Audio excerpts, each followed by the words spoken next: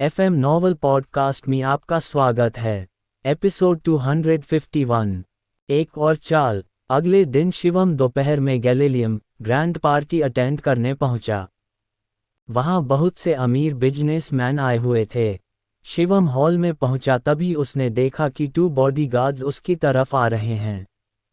वो बॉडीगार्ड्स कोई और नहीं बल्कि नंबर 6 और 9 7 थे। शीतल के बॉडीगार्ड्स को अपनी तरफ आते देख शिवम समझ गया कि कल जिस कॉल को उसने नज़रअंदाज किया था उसकी भरपाई करने का समय आ चुका है। नंबर 6 ने शिवम से कहा, सर वो माम। तभी उसे रोकते हुए शिवम बोला, हाँ हाँ जानता हूँ। इतना कहकर शिवम शीतल कुमार के बगल में जाकर बैठ गया। उसने टेबल से केटल उठाए और अपने लिए चाय कप में डालने लगा। शीतल बिल्कुल चुप बैठी थी। चाय की चुस्की लेते हुए शिवम ने शीतल से कहा, बोलो क्या बात करनी थी। कल मैं थोड़ा बिजी था इसलिए कॉल पिक नहीं कर पाया। शीतल ने थोड़े गुस्से में बोला, क्यों आए हो तुम यहाँ और क्या हो रहा है ये सब। शीतल ने दृष्टि के पास बॉडीगार्ड सिर्फ दृष्टि पर नजर रखने के लिए नहीं भेजे थे, बल्कि उनका मैं मकसद तो शिवम पर नजर रखना था। परंतु 3 दिन से शिवम का कोई पता नहीं था। फिर अचानक स्टार ग्रुप और मैक्सिकन ग्रुप का एक प्रोजेक्ट पर वर्क करना। जो शिवम क्रिस्टोफर से नफरत करता था वो आज उसकी सक्सेस में साथ खड़ा है। यहाँ तक कि जगनपुरी भी क्रिस के साथ काम कर रहा है। शीतल बहुत कंफ्यूज थी कि क्या शिवम ने क्रिस के आगे सरेंडर कर दिया है। ये दोनों के बीच इतना भाईचारा, आखिर बात क्या हुई है कि दुश्मन ऐसे साथ में घूम रहे थे। शीतल के चेहरे पर इतनी परेशानी देखकर शिवम ने मुस्कुराते हुए कहा, मैं स्टार ग्रुप का सबसे बड़ा इन्वेस्टर हूं, मुझे यहाँ नहीं तो और कहाँ होना चाहिए। और ये तो एक नॉर्मल सी बिजनेस पार्टी है, इसमें इतने चौंकने जैसा क्या है। शीतल शिवम की बात पर चिढ़ जाती है और बोलती है, नॉर्मल, तुम्हें ये सब नॉर्मल लग रहा है। कल तक जो स्टार ग्रुप और मैक्सिकन ग्रुप एक दूसरे के खून के प्यासे थे, आज वो साथ में एक इंटरनेशनल प्रोजेक्ट पर काम कर रहे। ये सब नॉर्मल है। तुम्हें मैं पागल दिखती हूँ क्या, या तुम मुझे बेवकूफ़ और अनपढ़ समझते हो कि मुझे कुछ समझ नहीं आना चाहिए। ये तुम्हें भी पता है कि यहाँ सब कुछ नॉर्मल नहीं है। या तो तुम मेरे साथ कोई चाल चल रहे हो या फिर। शीतल की बात को बीच में काटकर शिवम ने कहा, शीतल 1 मिनट, मैं तुम्हारे साथ कोई चाल नहीं चल रहा और ये बिजनेस की दुनिया है, यहाँ लंबी दोस्ती नहीं होती, इनफैक्ट लंबे प्रॉफिट्स होते हैं। शीतल मुस्कुराते हुए कहती है, अच्छा तो ऐसी बात है। और वो रोहित रॉय उसने करने दिया ये प्रोजेक्ट तुम्हें। उद्धरण चिन्ह। शिवम ने चाय का कप टेबल पर रखते हुए कहा, बात बस इतनी सी है कि रोहित रॉय अचानक अपने कज़न के साथ चीन लौट गया। इसलिए मैक्सिकन ग्रुप ने स्टार ग्रुप के साथ कॉम्प्रोमाइज़ कर लिया। And the result is in front of you. Sheetal इतना तो समझ रही थी कि चीज़ें इतनी सिंपल भी नहीं है जितना शिवम दिखाना चाहता है। मगर ये बात सच थी कि रोहित रॉय और किरण रॉय इंडिया से जा चुके थे। ये उसको भी अपनी सीक्रेट सर्विस से पता चल गया था, क्योंकि कुछ दिनों से शीतल किरण रॉय से कांटेक्ट करने की कोशिश कर रही थी, पर एक भी बार उसकी उससे बात नहीं हो पाए। तभी शीतल को याद आया कि कुछ दिनों पहले उसने रोहित रॉय को धमकी दी थी कि वो शिवम और स्टार ग्रुप से दूर रहे। शायद वो उसी धमकी से डर कर इंडिया छोड़कर चला गया। शीतल मुस्कुराते हुए कहती है, तब तो तुम्हें मेरा शुक्रिया अदा करना चाहिए। शिवम थोड़ा चौंक जाता है और कहता है, शुक्रिया, वो भी तुम्हारा क्यों? मैं कुछ समझा नहीं। शीतल का बोलने का अंदाज बदल जाता है। वो थोड़ा इतराते हुए कहती है, अगर उस दिन मैंने उन लोगों को नहीं भेजा होता रोहित को धमकाने के लिए तो वो कभी इंडिया छोड़कर नहीं जाता। न ही वो तुमसे बदला लेने के अपने फैसले को बदलता। शीतल की नज़र में इसके अलावा और कोई दूसरा कारण हो ही नहीं सकता था, क्योंकि रोहित रॉय जैसा आदमी इतनी आसानी से शिवम का पीछा छोड़ने वालों में से नहीं था। शिवम शीतल के सामने काफ़ी भोला बनने की एक्टिंग करता है, पर मन ही मन उसे ये सोचकर बहुत हंसी आ रही थी कि शीतल क्रिस को इतना कम समझती है। उसे लगता है कि उसके ये बिना किसी काम के बॉडीगार्ड रोहित को धमकाएंगे और वो इंडिया छोड़कर भाग जाएगा। फिलहाल शिवम शीतल से बहस नहीं करना चाहता था। उसने बड़े नम्र स्वभाव से कहा, अगर तुमने ऐसा किया है तो थैंक यू सो मच। शीतल शिवम की थैंक यू से संतुष्ट नहीं थी। उसने शिवम पर ताना कसते हुए कहा, तुम्हारी जो भी मदद करता है क्या तुम बस उसे सूखा सूखा थैंक यू कहकर छोड़ देते हो? क्या तुम मुझे एक बार खाने पर भी नहीं बुला सकते? शिवम शीतल की इस बात पर चुप रहा। उसने कोई जवाब नहीं दिया क्योंकि उसे याद था कि पिछले बार जब उसने शीतल के साथ बिजनेस फ्रेंड्स बनने की कोशिश की थी तब दृष्टि उससे दूर हो गई थी। इस बार वो ऐसी कोई गलती नहीं करना चाहता था। शिवम की चुप्पी ने शीतल को बहुत गुस्सा दिला दिया। उसने गुस्से में बोला, इस बार की मुसीबत से तो मैंने तुम्हें बचा लिया, पर जो मुसीबत आने वाली है उससे तुम्हें कौन बचाएगा, ये सोचने वाली बात है। शिवम शीतल की ये बात सुनकर चौंक जाता है। कौन सी मुसीबत, किसके बारे में बात कर रही हो तुम? शीतल हंसते हुए बोलती है, क्या बात है तुम्हें नहीं पता? दृष्टि ने बताया नहीं। नारंग खानदान के लोगों ने एक नया बिजनेस शुरू किया है। उन्होंने तुम्हारी बीवी की कंपनी से सारे शेयर वापस ले लिए हैं और अब नारंग ज्वेलरी ग्रुप के लोगों के लिए दृष्टि से लड़ रहे हैं।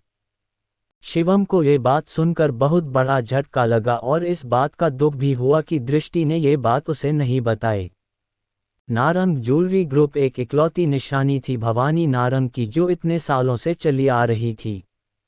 अब इन लोगों ने इसे भी खत्म करके नई कंपनी लगाने का सोचा है और लड़ भी रहे हैं इस चीज़ से। कंपनी खुले न खुले पर नारंग खानदान की इज्जत जरूर मिट्टी में मिल जाएगी। दृष्टि की कंपनी को इतनी ऊंचाइयां छूते देख इन लोगों को जलन हो रही थी, इसलिए वो ये सब तरीके आजमा रहे थे।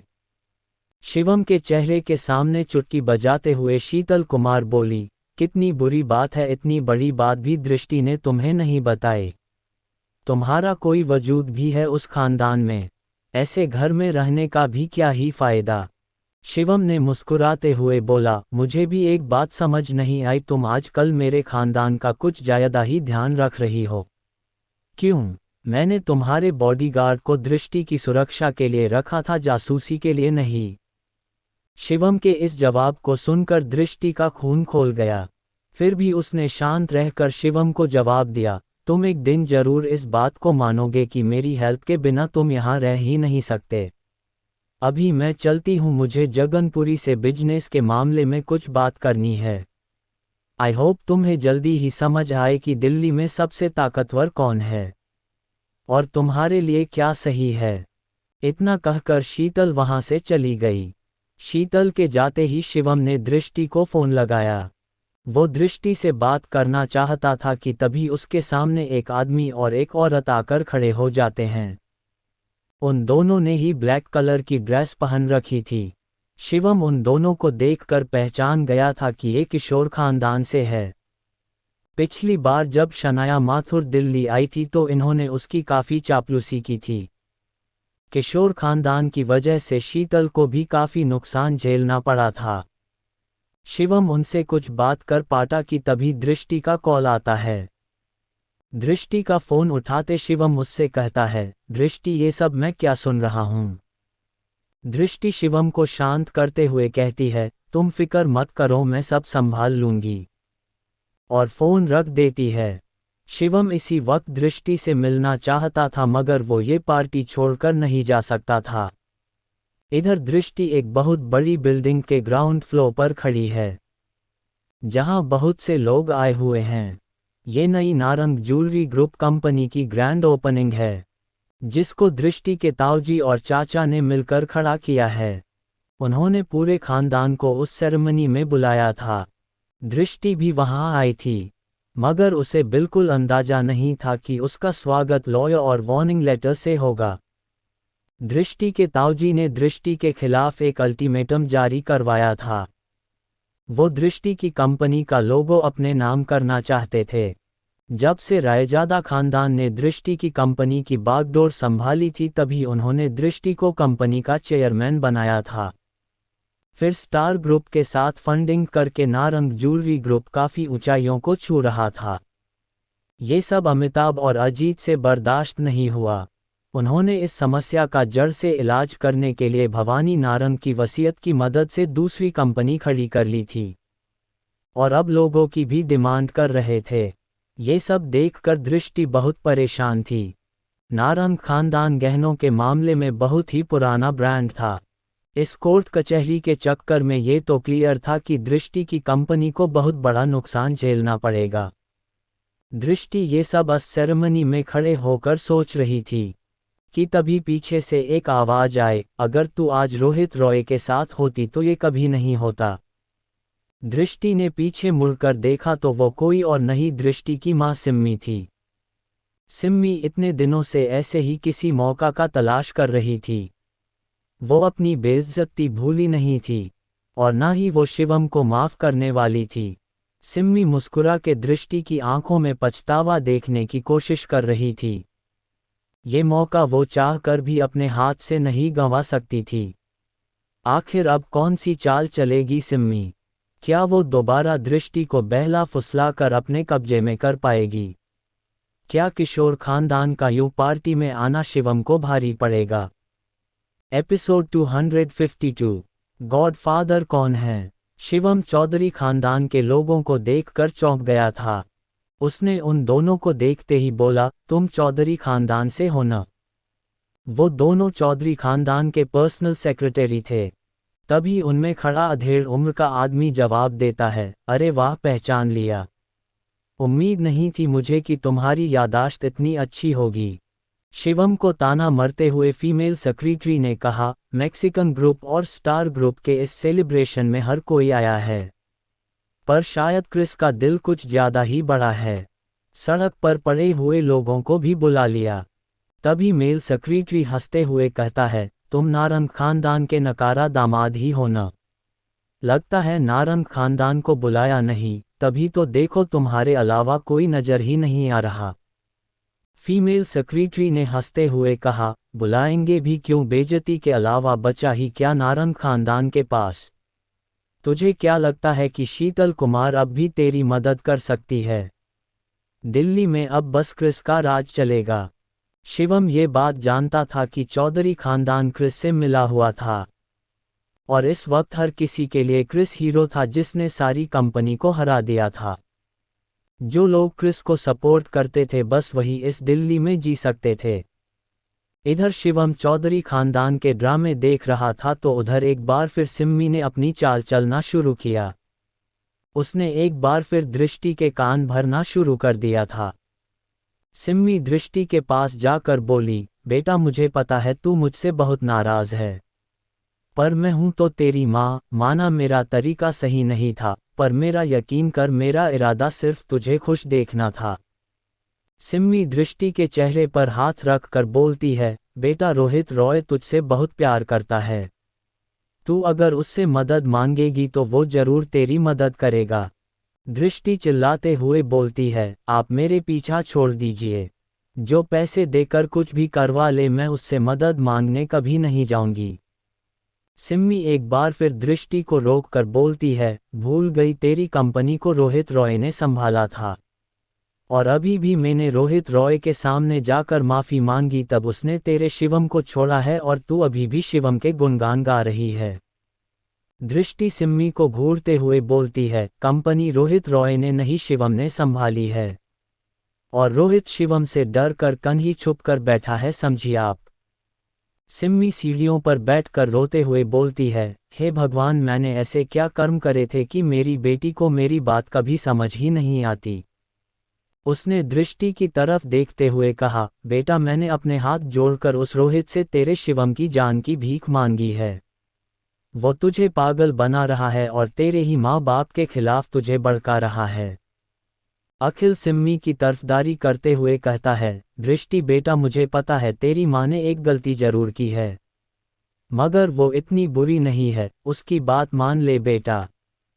सिम्मी अपने झूठी बातों से और अपने झूठे आंसुओं से दृष्टि को अपने जाल में फंसाने की पूरी कोशिश कर रही थी। अखिल भी बहुत दिनों से सिम्मी को सही साबित करने में लगा था। वो अपने प्यार के आगे सिम्मी की हर गलती माफ करने को तैयार था। दृष्टि कुछ दिन पहले ही शिवम से मिलकर आई थी। शिवम ने खुद उसे कॉल करके ये बात कही थी कि वो ऑफिस दोबारा ज्वाइन कर सकती है। उस दिन के बाद से मैक्सिकन ग्रुप का प्रेशर भी कम हो गया था।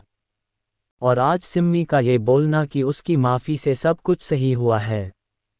दृष्टि बहुत कंफ्यूज हो गई थी, उसे कुछ समझ नहीं आ रहा था कि क्या सच है और क्या झूठ। एक तरफ सिम्मी की दावेदारी कैसे वो उसकी माँ है और उसका भला सोचती है, दूसरी तरफ शिवम जो उससे बेहद प्यार करता है और उसके लिए कुछ भी कर सकता है। दृष्टि के चेहरे पर शिकन देख पर सिम्मी ने अपना आखिरी दांव चला। उसने दृष्टि के कंधे पर हाथ रखकर बोला, देख बेटा, मैं तेरा और शिवम का रिश्ता तोड़ना नहीं चाहती, मगर इस वक्त हालात कुछ और है। अमिताभ भैया और अजीत इस बार पूरे प्लान के साथ हम पर वार करना चाहते हैं और अगर हमने कोई बड़ा दांव नहीं खेला तो हमारे हाथ से कंपनी भी जाएगी और घर भी। हम सड़क पर आ जाएंगे। प्लीज़ मेरी बात ध्यान से सुन और समझ, आखिर मैं तेरी माँ हूँ। इतना कहकर सिम्मी रोने का नाटक करने लगी। तभी अखिल ने दृष्टि से कहा, बेटा तेरी माँ बिल्कुल सही कह रही है, ये लोग हमें बर्बाद करने पर उतारू हैं। तू कल ही मैक्सिकन ऑफिस जाकर रोहित रॉय से मिलने की कोशिश कर। दृष्टि बिल्कुल हताश हो चुकी थी। उसने अखिल और सिम्मी की बात का कोई जवाब नहीं दिया। दृष्टि अपनी हर मुसीबत सबसे पहले शिवम को बताना चाहती थी, मगर शिवम के इतने बिजी शेड्यूल की वजह से दृष्टि को उससे हर चीज़ छिपानी पड़ती थी। दृष्टि जानती थी कि वो शिवम पर बहुत भरोसा करती है और शिवम उस पर।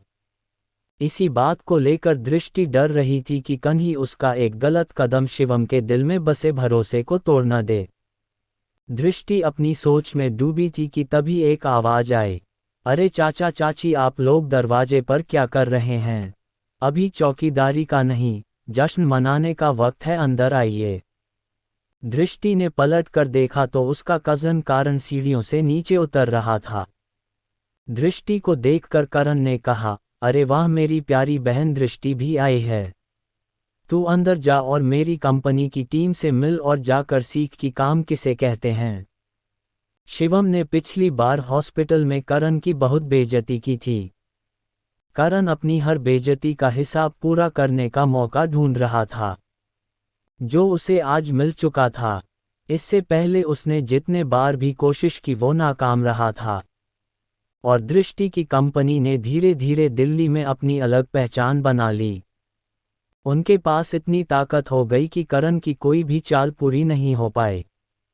जिस परिवार को करण सड़क पर लाने ही वाला था, पलक झपकते ही उन्होंने ऊंचाइयां छू ली। स्टार ग्रुप की मदद से वो कंपनी के चेयरमैन बन गए। ये सब करण और उसका परिवार कभी बर्दाश्त नहीं कर सकता था। तभी अखिल ने करण से प्यार से बात करने की कोशिश की।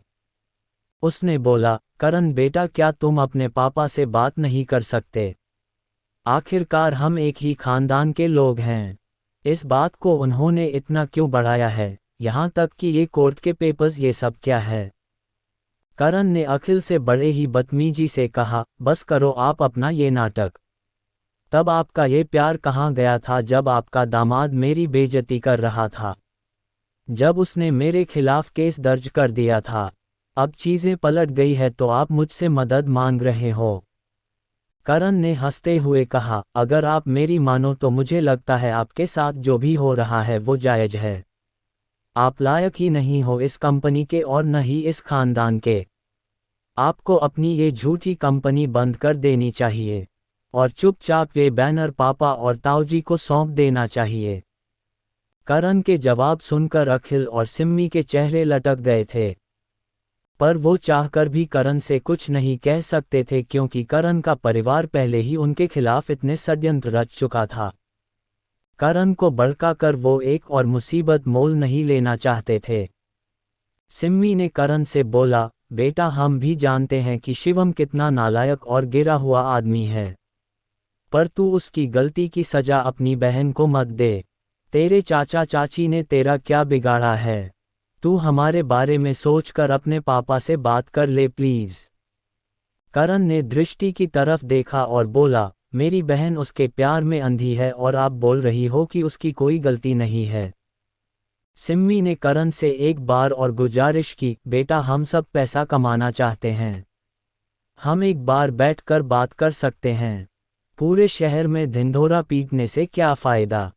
सिम्मी की बातों से इरिटेट होकर करण ने कहा, आपको जो भी बात करनी है, पापा और ताऊजी अंदर है, जाकर खुद ही कर को प्लीज़। और हाँ, अंदर नारंग खानदान के सभी लोग आए हैं और उनके पास आपके लिए कुछ एडवाइस और कुछ शिकायत भी है, प्लीज़ एक बार उनसे भी बात कर लीजिएगा। इतना कहकर हंसते हुए करण हॉल में वापस चला गया। दृष्टि बहुत दुखी थी, पर वो अपने मम्मी पापा के साथ हॉल में एंटर हुई। बिल्डिंग में घुसते ही सबकी नज़र दृष्टि पर थी। सब दृष्टि को नफरत और जलन की नज़रों से देख रहे थे। उसी बिल्डिंग में 10th फ्लोर पर मीटिंग हो रही थी, जहां अमिताभ और अजीत के साथ नारंग खानदान के रिस्पेक्टेड लोग बैठे हुए थे। वहां एग्जीक्यूटिव की चेयर पर एक आदमी बैठा था, जिसको सब गॉडफादर बोल रहे थे और उससे बहुत इज्जत से बात कर रहे थे। चौंकाने वाली बात यह थी कि वो गॉडफादर अमिताभ या अजीत नहीं बल्कि कोई और था। अमिताभ ने उस गॉडफादर के सामने झुककर बोला, गॉडफादर हमने शिवम के पूरे परिवार को बुलाया। उसकी बीवी और उसके सास ससुर यहाँ पहुँच गए हैं। अजीत अमिताभ की बातों में हामी मिलते हुए कहता है, यस गॉडफादर, सब कुछ आपके हिसाब से ही रहा है, पर अब हमें आगे क्या करना है। तभी गॉडफादर ने कहा, और शिवम नहीं आया। अजीत ने सिर झुकाकर कहा, गॉडफादर शिवम का कुछ दिनों से कोई पता नहीं है, पर आप चिंता न करें, उसे ढूंढने में हमें ज़्यादा वक्त नहीं लगेगा। हम सब जानते हैं कि वो अपनी बीवी से बहुत प्यार करता है। उसकी कंपनी को डूबते देख शिवम ज़्यादा दिन तक अपने बिल में छुपकर नहीं रह पाएगा। उसे बचाने वो जरूर आएगा। गॉडफादर की आंखों में एक ऐसी चमक थी जो इंसानी काम और हैवानी ज़्यादा लग रही थी। सब उसको बहुत इज्जत से देख रहे थे। गॉडफादर कहते हैं, और जब वो आएगा तभी हम शिवम मार देंगे। आखिरकार ये गॉडफादर है कौन? और क्या चौधरी खानदान के लोग दोबारा शिवम की जिंदगी में तूफान लाएंगे? क्या शिवम दृष्टि की कंपनी बचा पाएगा? एपिसोड 253, ये कंपनी मेरी या तुम्हारी? अमिताभ और अजीत जिस गॉडफादर के लिए इतनी रिस्पेक्ट शो कर रहे थे वो माथुर खानदान का आदमी था। उसका नाम शेरा माथुर था। शेरा माथुर दिल्ली में भले ही इतना फेमस न हो, पर पुणे और इलाहाबाद में उसकी पहुंच बहुत थी। वो इलाहाबाद के अमीर खानदान से था। शेरा माथुर कैलाश माथुर का छोटा बेटा था। अमिताभ ये जानता था कि कैलाश माथुर का खानदान भी बहुत रईस और पुराना है। इनके साथ हाथ मिलाने पर उन्हें बहुत तरक्की मिलेगी। कुछ समय पहले अमिताभ और अजीत को कुछ लोगों ने किडनैप कर लिया था। अमिताभ को लगा था कि ये उसकी जिंदगी के आखिरी पल है, पर जिंदगी के पासे को पलटते वक्त नहीं लगता।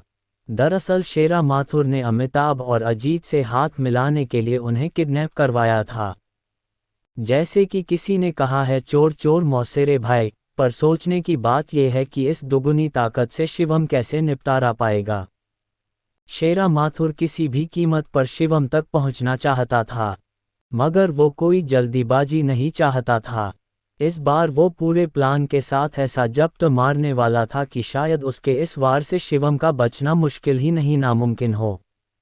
अजीत ये बात जानता था कि शेरा माथुर बहुत बड़ा आदमी है, पर उसे ये समझ नहीं आ रहा था कि इतना बड़ा आदमी शिवम जैसे लीचड़ को मारने के लिए दिल्ली खुद चलकर आया है। शेरा माथुर के पास हजारों में आदमी है, वो अपनी छोटी सी गैंग को भेजकर भी शिवम को खत्म कर सकता था।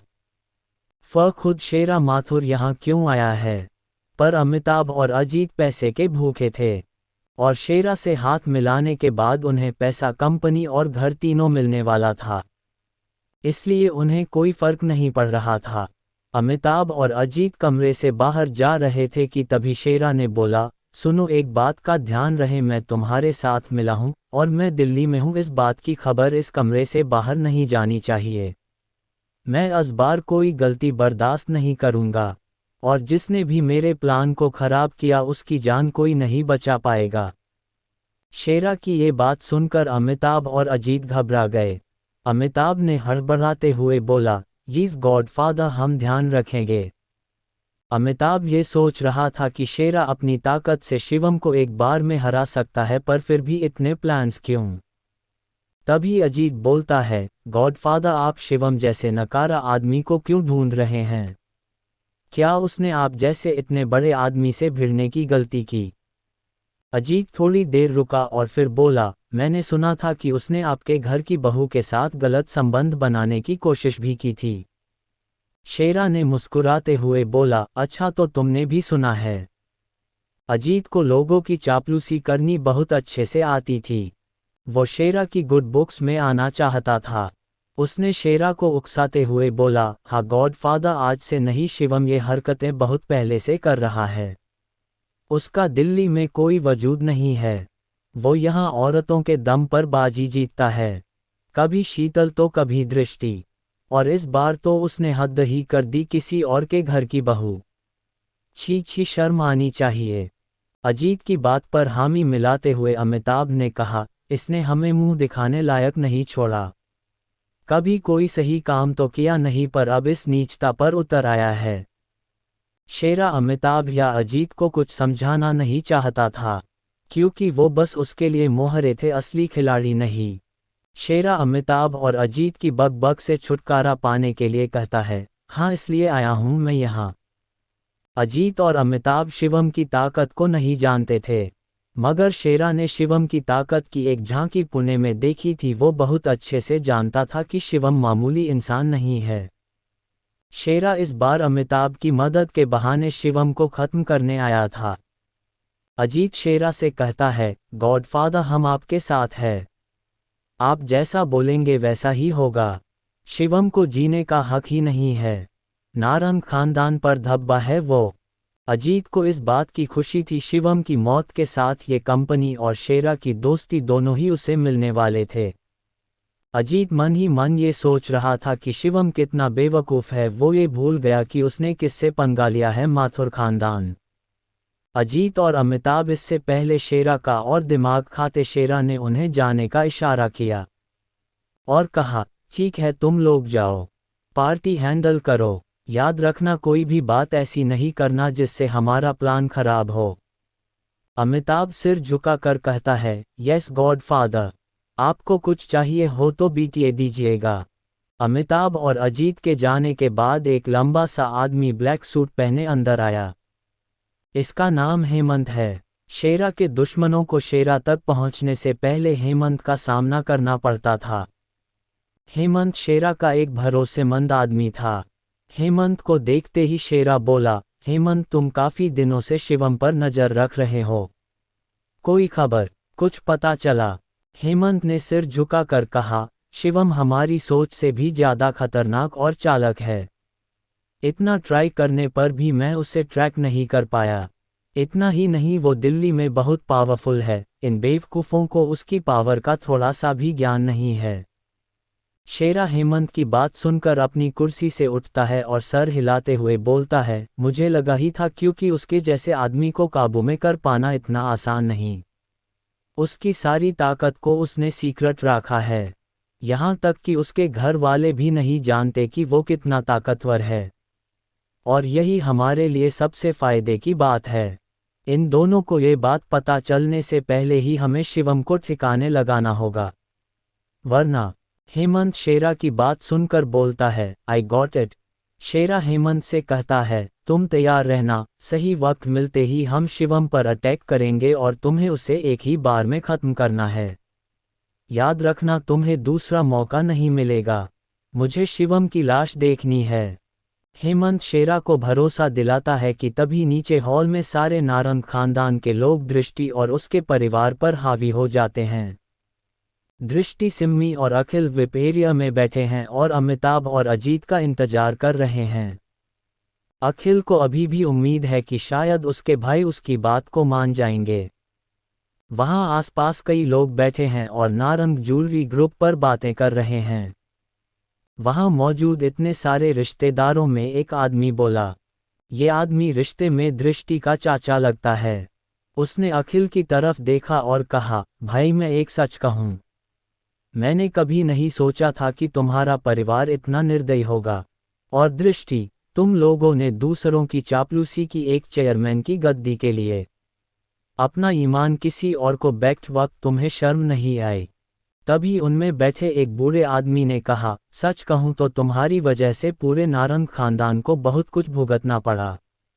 तुम्हें ये ब्रांड और लोगो दोनों ही अमिताभ को सौंप देना चाहिए। ये ब्रांड भवानी नारंग की देन थी। तुम ऐसे ही इसे अपने नाम नहीं कर सकते। तुम्हें पूरे खानदान को अपने प्रॉफिट का कुछ हिस्सा देना ही चाहिए। उन रिश्तेदारों में बैठी एक औरत बोलती है, और नहीं तो क्या, इस बार हम अमिताभ भैया और अजीत के साथ है। ये ब्रांड तो उन्हें ही मिलना चाहिए। वो हमें प्रॉफिट का कुछ हिस्सा भी देते हैं। इस बात पर वहां बैठे सभी रिश्तेदारों ने हामी भरी। ये बातें सुनकर सिम्मी और अखिल का चेहरा उतर गया था। वो बूढ़ा आदमी फिर से बोला, तुमने अपना भविष्य सुधार लिया तो हमें भूल गए। तुमने उस लोगों की मदद से बहुत गलत फायदा उठाया है और जब खुद का मन भर गया तो दूसरों की जेबें भी नोटों से भर दी। तुमने हमारे साथ धोखा किया है। वहां बैठा हर आदमी दृष्टि और उसके परिवार से बुरी तरह चिढ़ा हुआ था। वो सब उन्हें सुना रहे थे। ये सब पहले से ऐसा नहीं था। पहले इनके और दृष्टि के परिवार के बीच बहुत अच्छे रिश्ते थे। मगर जब से दृष्टि की कंपनी ने उड़ान भरी है, इनके दिलों में नफरत की आग भर गई। और इस आग को हवा देने का काम अमिताभ और अजीत ने किया था। दृष्टि सिचुएशन को संभलना चाहती थी, पर एक के एक बाद आने वाले क्वेश्चंस ने उसका दिमाग खराब कर दिया था। वो बहुत गुस्से में थी पर वो उन्हें कुछ जवाब नहीं दे सकती थी। दृष्टि को समझ नहीं आ रहा था कि जो नारंग खानदान कभी उससे नजरें तक नहीं मिलाता था, आज वो उसे उस कंपनी को किसी और को देने के लिए लड़ रहा है। हर कोई ये सच जानता था कि भवानी नारंग के बाद अगर किसी ने भी इस कंपनी को सही मायने में चलाया है तो वो दृष्टि थी। दृष्टि ने इस कंपनी को बनाने में अपना खून पसीना लगाया था। वो हर कीमत पर इस कंपनी को बरकरार रखना चाहती थी। दृष्टि जानती थी कि अगर ये केस कोर्ट में गया तो वो जीत तो जाएगी मगर उसकी कंपनी मिट्टी में मिल जाएगी। उसकी रेपुटेशन, उसके कॉन्टैक्ट सब खत्म हो जाएंगे। इस सब का भुगतान सिर्फ और सिर्फ दृष्टि को झेलना पड़ेगा। दृष्टि के आगे कुआं था तो पीछे खाए। उसे पता था कि ये लोग अगर उसे हरा नहीं पाए तब भी उसे बर्बाद कर देंगे। दृष्टि जीत के भी हार जाएगी। दृष्टि एक कोशिश और करती है उन्हें समझाने की।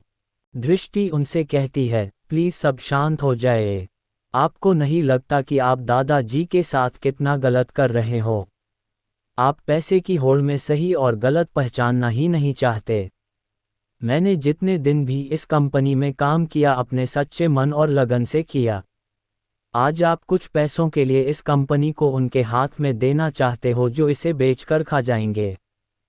सिम्मी दृष्टि को भावुक देखकर उसका साथ देती है और कहती है, हाँ कुछ तो सोचो, लोग हमारे बारे में कैसी कैसी बातें करेंगे।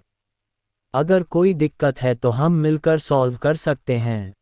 तभी वहां खड़ा एक सबसे बुजुर्ग आदमी कहता है, हाँ कर सकते हैं पर वन शर्त पर। यह आदमी नारंग खानदान में सबसे बुजुर्ग था। ये भवानी नारंग का चौथा भाई था। उसकी इस खानदान में बहुत इज्जत थी। क्या ये आदमी दृष्टि की मदद करेगा? क्या शर्त चुकानी पड़ेगी दृष्टि को उसकी मदद की? क्या शेरा सच में शिवम को खत्म कर देगा? एपिसोड 254। आखिर तुम भी नारंग हो। उस बूढ़े आदमी के मुंह से ये सुनकर दृष्टि खुश हो गई। उसने मुस्कुराते हुए कहा, थैंक यू बाबा, आपने तो मेरी बात सुनी। क्या शर्त है आपकी? उस बूढ़े आदमी ने हंसते हुए कहा, मेरी बात अभी खत्म नहीं हुई। हम कंपनी के तौर तरीकों के बारे में नहीं जानते। नारंग ज्वेलरी ग्रुप का साइन सिर्फ उसको मिलना चाहिए जो नारंग खानदान को प्रदर्शित करे। दृष्टि को उनकी बातों से लग रहा था कि शायद डिसीजन उसके फेवर में हो। पर उस बूढ़े आदमी ने बोला, तुम्हारी फैमिली नारंग खानदान को प्रशित नहीं कर सकती, इसलिए तुम उस लोगों को यूज नहीं कर सकते। और अगर तुम्हें डिस्कस करना है तो तुम हमें पैसे दो। हम तुम्हारी सारी बातें सुनेंगे, लेकिन अगर ऐसे ही अपना फ़ायदा करके तुम उस लोगों का इस्तेमाल करना चाहते हो तो मैं ये नहीं करने दूंगा। उनकी ये बात सुनकर वहाँ खड़ा हर आदमी हाँ में हाँ मिलाने लगा। धीमे धीमे नारंग खानदान के लोग अपने उम्र का फ़ायदा उठाकर और बैटमीजी पर उतर आए। दृष्टि की आखिरी उम्मीद भी टूट चुकी थी। तभी वो बूढ़ा आदमी दोबारा बोला, क्या हुआ दृष्टि? दो जवाब। तुम्हारे परिवार को कंपनी संभालना नहीं आता, तुम अमिताभ और अजीत की ये लोगो सौंप दो। एक रिश्तेदार ने कहा, दृष्टि तुमने जब से इस कंपनी को संभाला है तब से नारंग खानदान के लोगों को प्रॉफिट का हिस्सा नहीं मिल रहा। कंपनी बड़ी होती जा रही है मगर हमारा हिस्सा आज भी उतना ही है। हमारी बस इतनी डिमांड है कि हमें इक्वल प्रॉफिट मिले जैसा कि भवानी नारंग की वसीयत में लिखा है। इन सब की बातें सुनकर दृष्टि का खून खौल रहा था। उसे समझ आ गया था कि ये सब ड्रामा इसलिए हो रहा था क्योंकि दृष्टि की लीडरशिप में ये कंपनी बहुत ऊपर जा रही थी और इन लोगों को बस पैसे से मतलब था। ये कंपनी में कोई काम नहीं कराते थे मगर तब भी पैसे के नाम पर हमेशा आगे रहते थे। दृष्टि ने गुस्से से कहा, मैंने आप सबका हिस्सा बढ़ाया है और जो पैसा प्रॉफिट से आता है उसे मैं मशीन और बाकी कामों में लगती हूँ। क्या ये आपके लिए काफ़ी नहीं है? उसी बूढ़े आदमी ने दोबारा कहा, कैसे काफ़ी हो सकता है? तुम झूठ बोल रही हो। कुछ सालों पहले हम अपने आदमियों को बिना किसी दिक्कत के कंपनी में काम पर लगवा सकते थे। जब से तुम आई हो तब से नारंग खानदान से ज़्यादा बाहर का आदमी इस कंपनी में काम करता है। ये सब क्या कर रही हो तुम? दृष्टि उनकी धकियानुशी सोच को देखकर बहुत गुस्से में थी। तभी पीछे से आवाज़ आई, सुन ली अपने खानदान की दुख भरी दास्तान। ये आवाज़ दृष्टि के ताऊजी अमिताभ नारंग की थी। अमिताभ दृष्टि पर चिल्लाते हुए बोलता है, तुम और तुम्हारे परिवार ने बदतमीजी की सारी हदें पार कर दी है। और देखो यहाँ खड़े हर आदमी को किस हद तक परेशान कर दिया है। मैंने तुम्हें अपनी बेटी समझा पर तुमने मुझसे ही मेरी गद्दी छीन ली। उस पर भी तुम नहीं रुकी, आज इतना बड़ा ड्रामा कर रही हो। दृष्टि के सब्र का बांध टूट चुका था। वो चिल्लाकर बोली, ड्रामा मैंने किया है या आपने ताऊजी? ये बात सब जानते हैं कि नारंग ज्वेलरी ग्रुप मेरी वजह से यहाँ तक पहुँचा है। दृष्टि को इस तरह जवाब देते देख अजीत गुस्से से बोलता है, जुबान देख रहे हैं आप इसकी? अपने पति की संगत में रहकर ये भी नालायक हो गई। नारंग खानदान और नारंग ज्वेलरी ग्रुप एक ही है, ये मत भूलो। दृष्टि तुम भी नारंग ही हो। क्या पैसे के आगे तुम इतनी गिर चुकी हो कि अपना सरनेम भी भूल गई? अजीत और दृष्टि को शांत करते हुए अमिताभ कहता है, मैं नारंग खानदान को और परेशानी में नहीं देख सकता, इसलिए फैसला हो गया है कि नारंग ज्वेलरी ग्रुप के नाम से एक नई कंपनी बनेगी और तुम्हें उसका लोगो और नाम दोनों ही हमें सौंपना पड़ेगा। नारंग ज्वेलरी ग्रुप भवानी नारंग की देन है। मैं कल ही प्रेस कॉन्फ्रेंस बुलवाता हूं और ये अनाउंसमेंट कल ही होगा। प्रेस कॉन्फ्रेंस का नाम सुनते ही सिम्मी डर से कांप जाती है। वो अमिताभ नारायण से हाथ जोड़कर कहती है, भैया ऐसा मत कीजिए।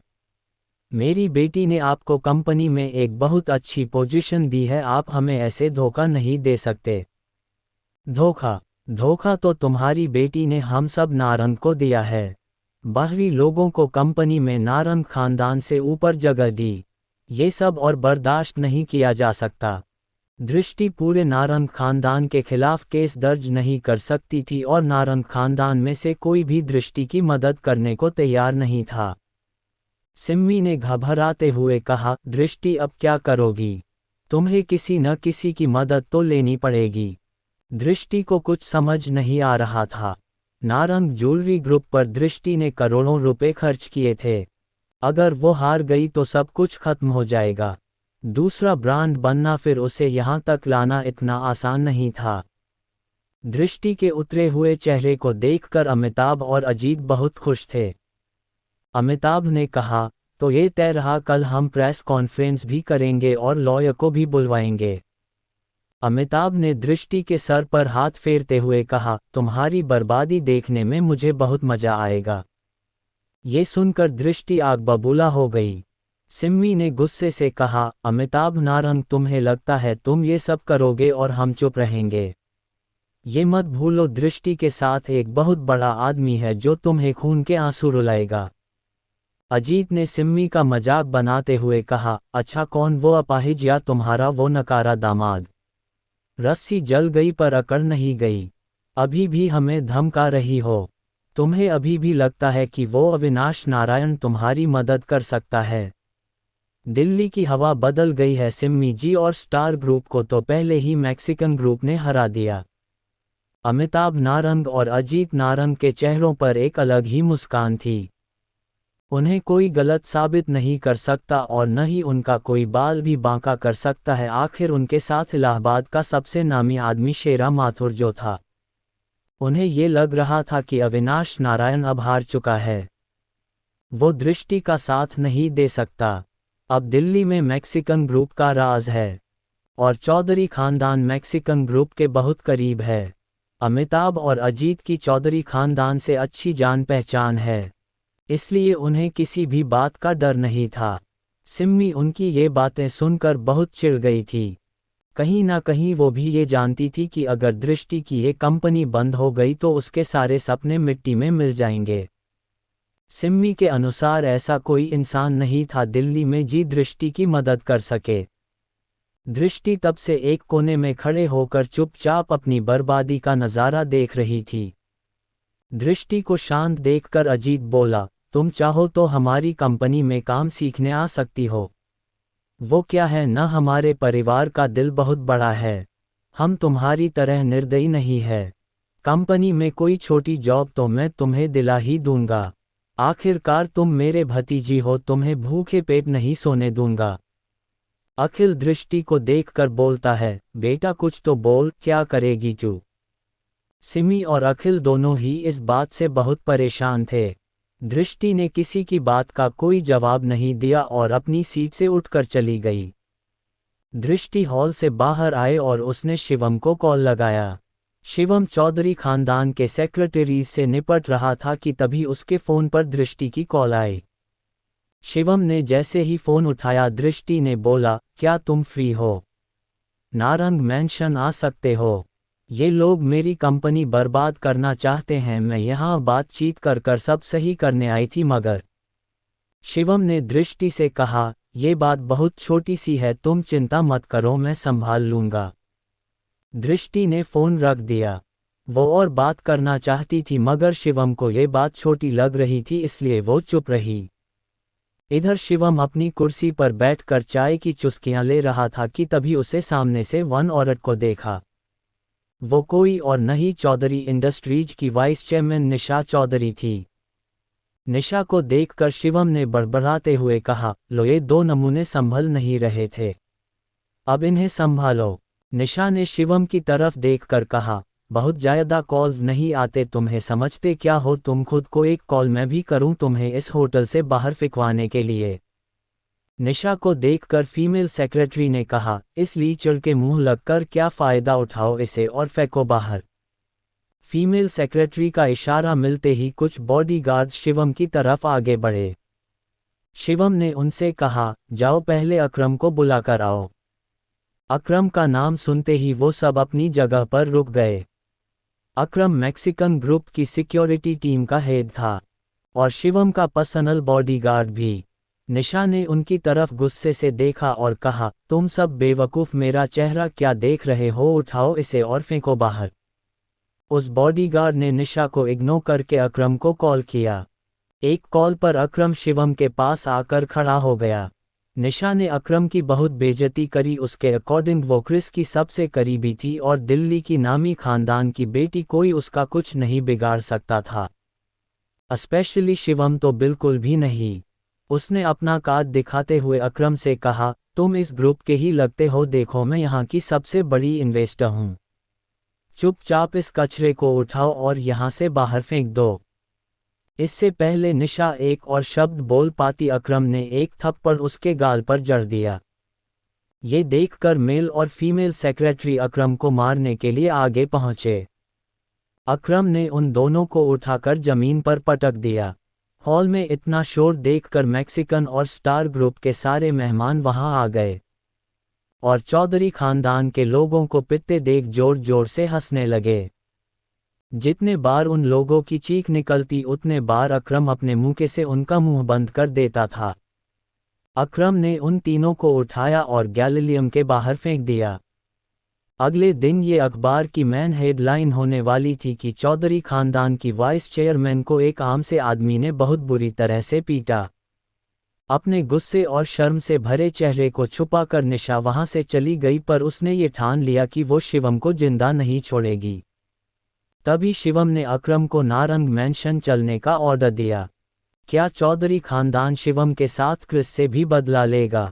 क्या शिवम दृष्टि की कंपनी बचा पाएगा? एपिसोड 255। एक जाम नारबग ग्रुप के नाम। शिवम नारंग मैंशन के लिए निकलता है। वो दृष्टि को प्रॉब्लम में नहीं देख सकता, इसलिए वो इस पार्टी के खत्म होने का इंतजार नहीं कर सकता था। उसके लिए दृष्टि की प्रॉब्लम इस प्रोजेक्ट से भी ज़्यादा इम्पोर्टेंट थी। वही नारंग मैंशन में नारंग ज्वेलरी ग्रुप की सेरेमनी बहुत धूमधाम से चल रही थी। दृष्टि ने वहां मौजूद हर इंसान से बात करने की कोशिश की थी, मगर कोई भी दृष्टि का साथ नहीं देना चाहता था। पूरा नारंग खानदान दृष्टि से कंपनी के प्रॉफिट का कुछ हिस्सा चाहता था। दृष्टि ने उन सबको 10 लाख देने का वादा किया, मगर कुछ देर सोचने के बाद वो फिर अपनी बात से मुकर गए। पिछले 1 घंटे से वहां यही चल रहा था। दृष्टि उन सबसे से बात कर कर प्रॉब्लम सॉल्व करना चाहती थी, पर उनका लालच हर कॉन्ट्रैक्ट के बाद और बढ़ जाता था। दृष्टि उनकी एक शर्त मानने के लिए तैयार हो ही पाती थी कि वो अपनी शर्त बदल लेते थे। तब भी दृष्टि अपनी पूरी कोशिश कर रही थी ताकि वो किसी भी तरह अपनी कंपनी को बचा सके। अमिताभ नारंग दृष्टि की ये कोशिश देखते हुए कहता है, तुम में थोड़ी सी भी शर्म नहीं बची है ना? अभी भी हाथ पैर मार रही हो। कोई बात नहीं, कर लो जो कर सकती। ये कंपनी तो मैं तुमसे छीन कर रहूंगा। तभी अजीत 2 लोगों के साथ वहां आता है। वो आदमी दिखने में काफ़ी ज़्यादा उम्र के लग रहे थे, पर उनके पहनावे से समझ आ रहा था कि वो किसी बड़े खानदान से है। उन्हें इंट्रोड्यूस कराते हुए अजीत नारंग ने कहा, everyone meet to important guests of this evening mister Raghav Singhania.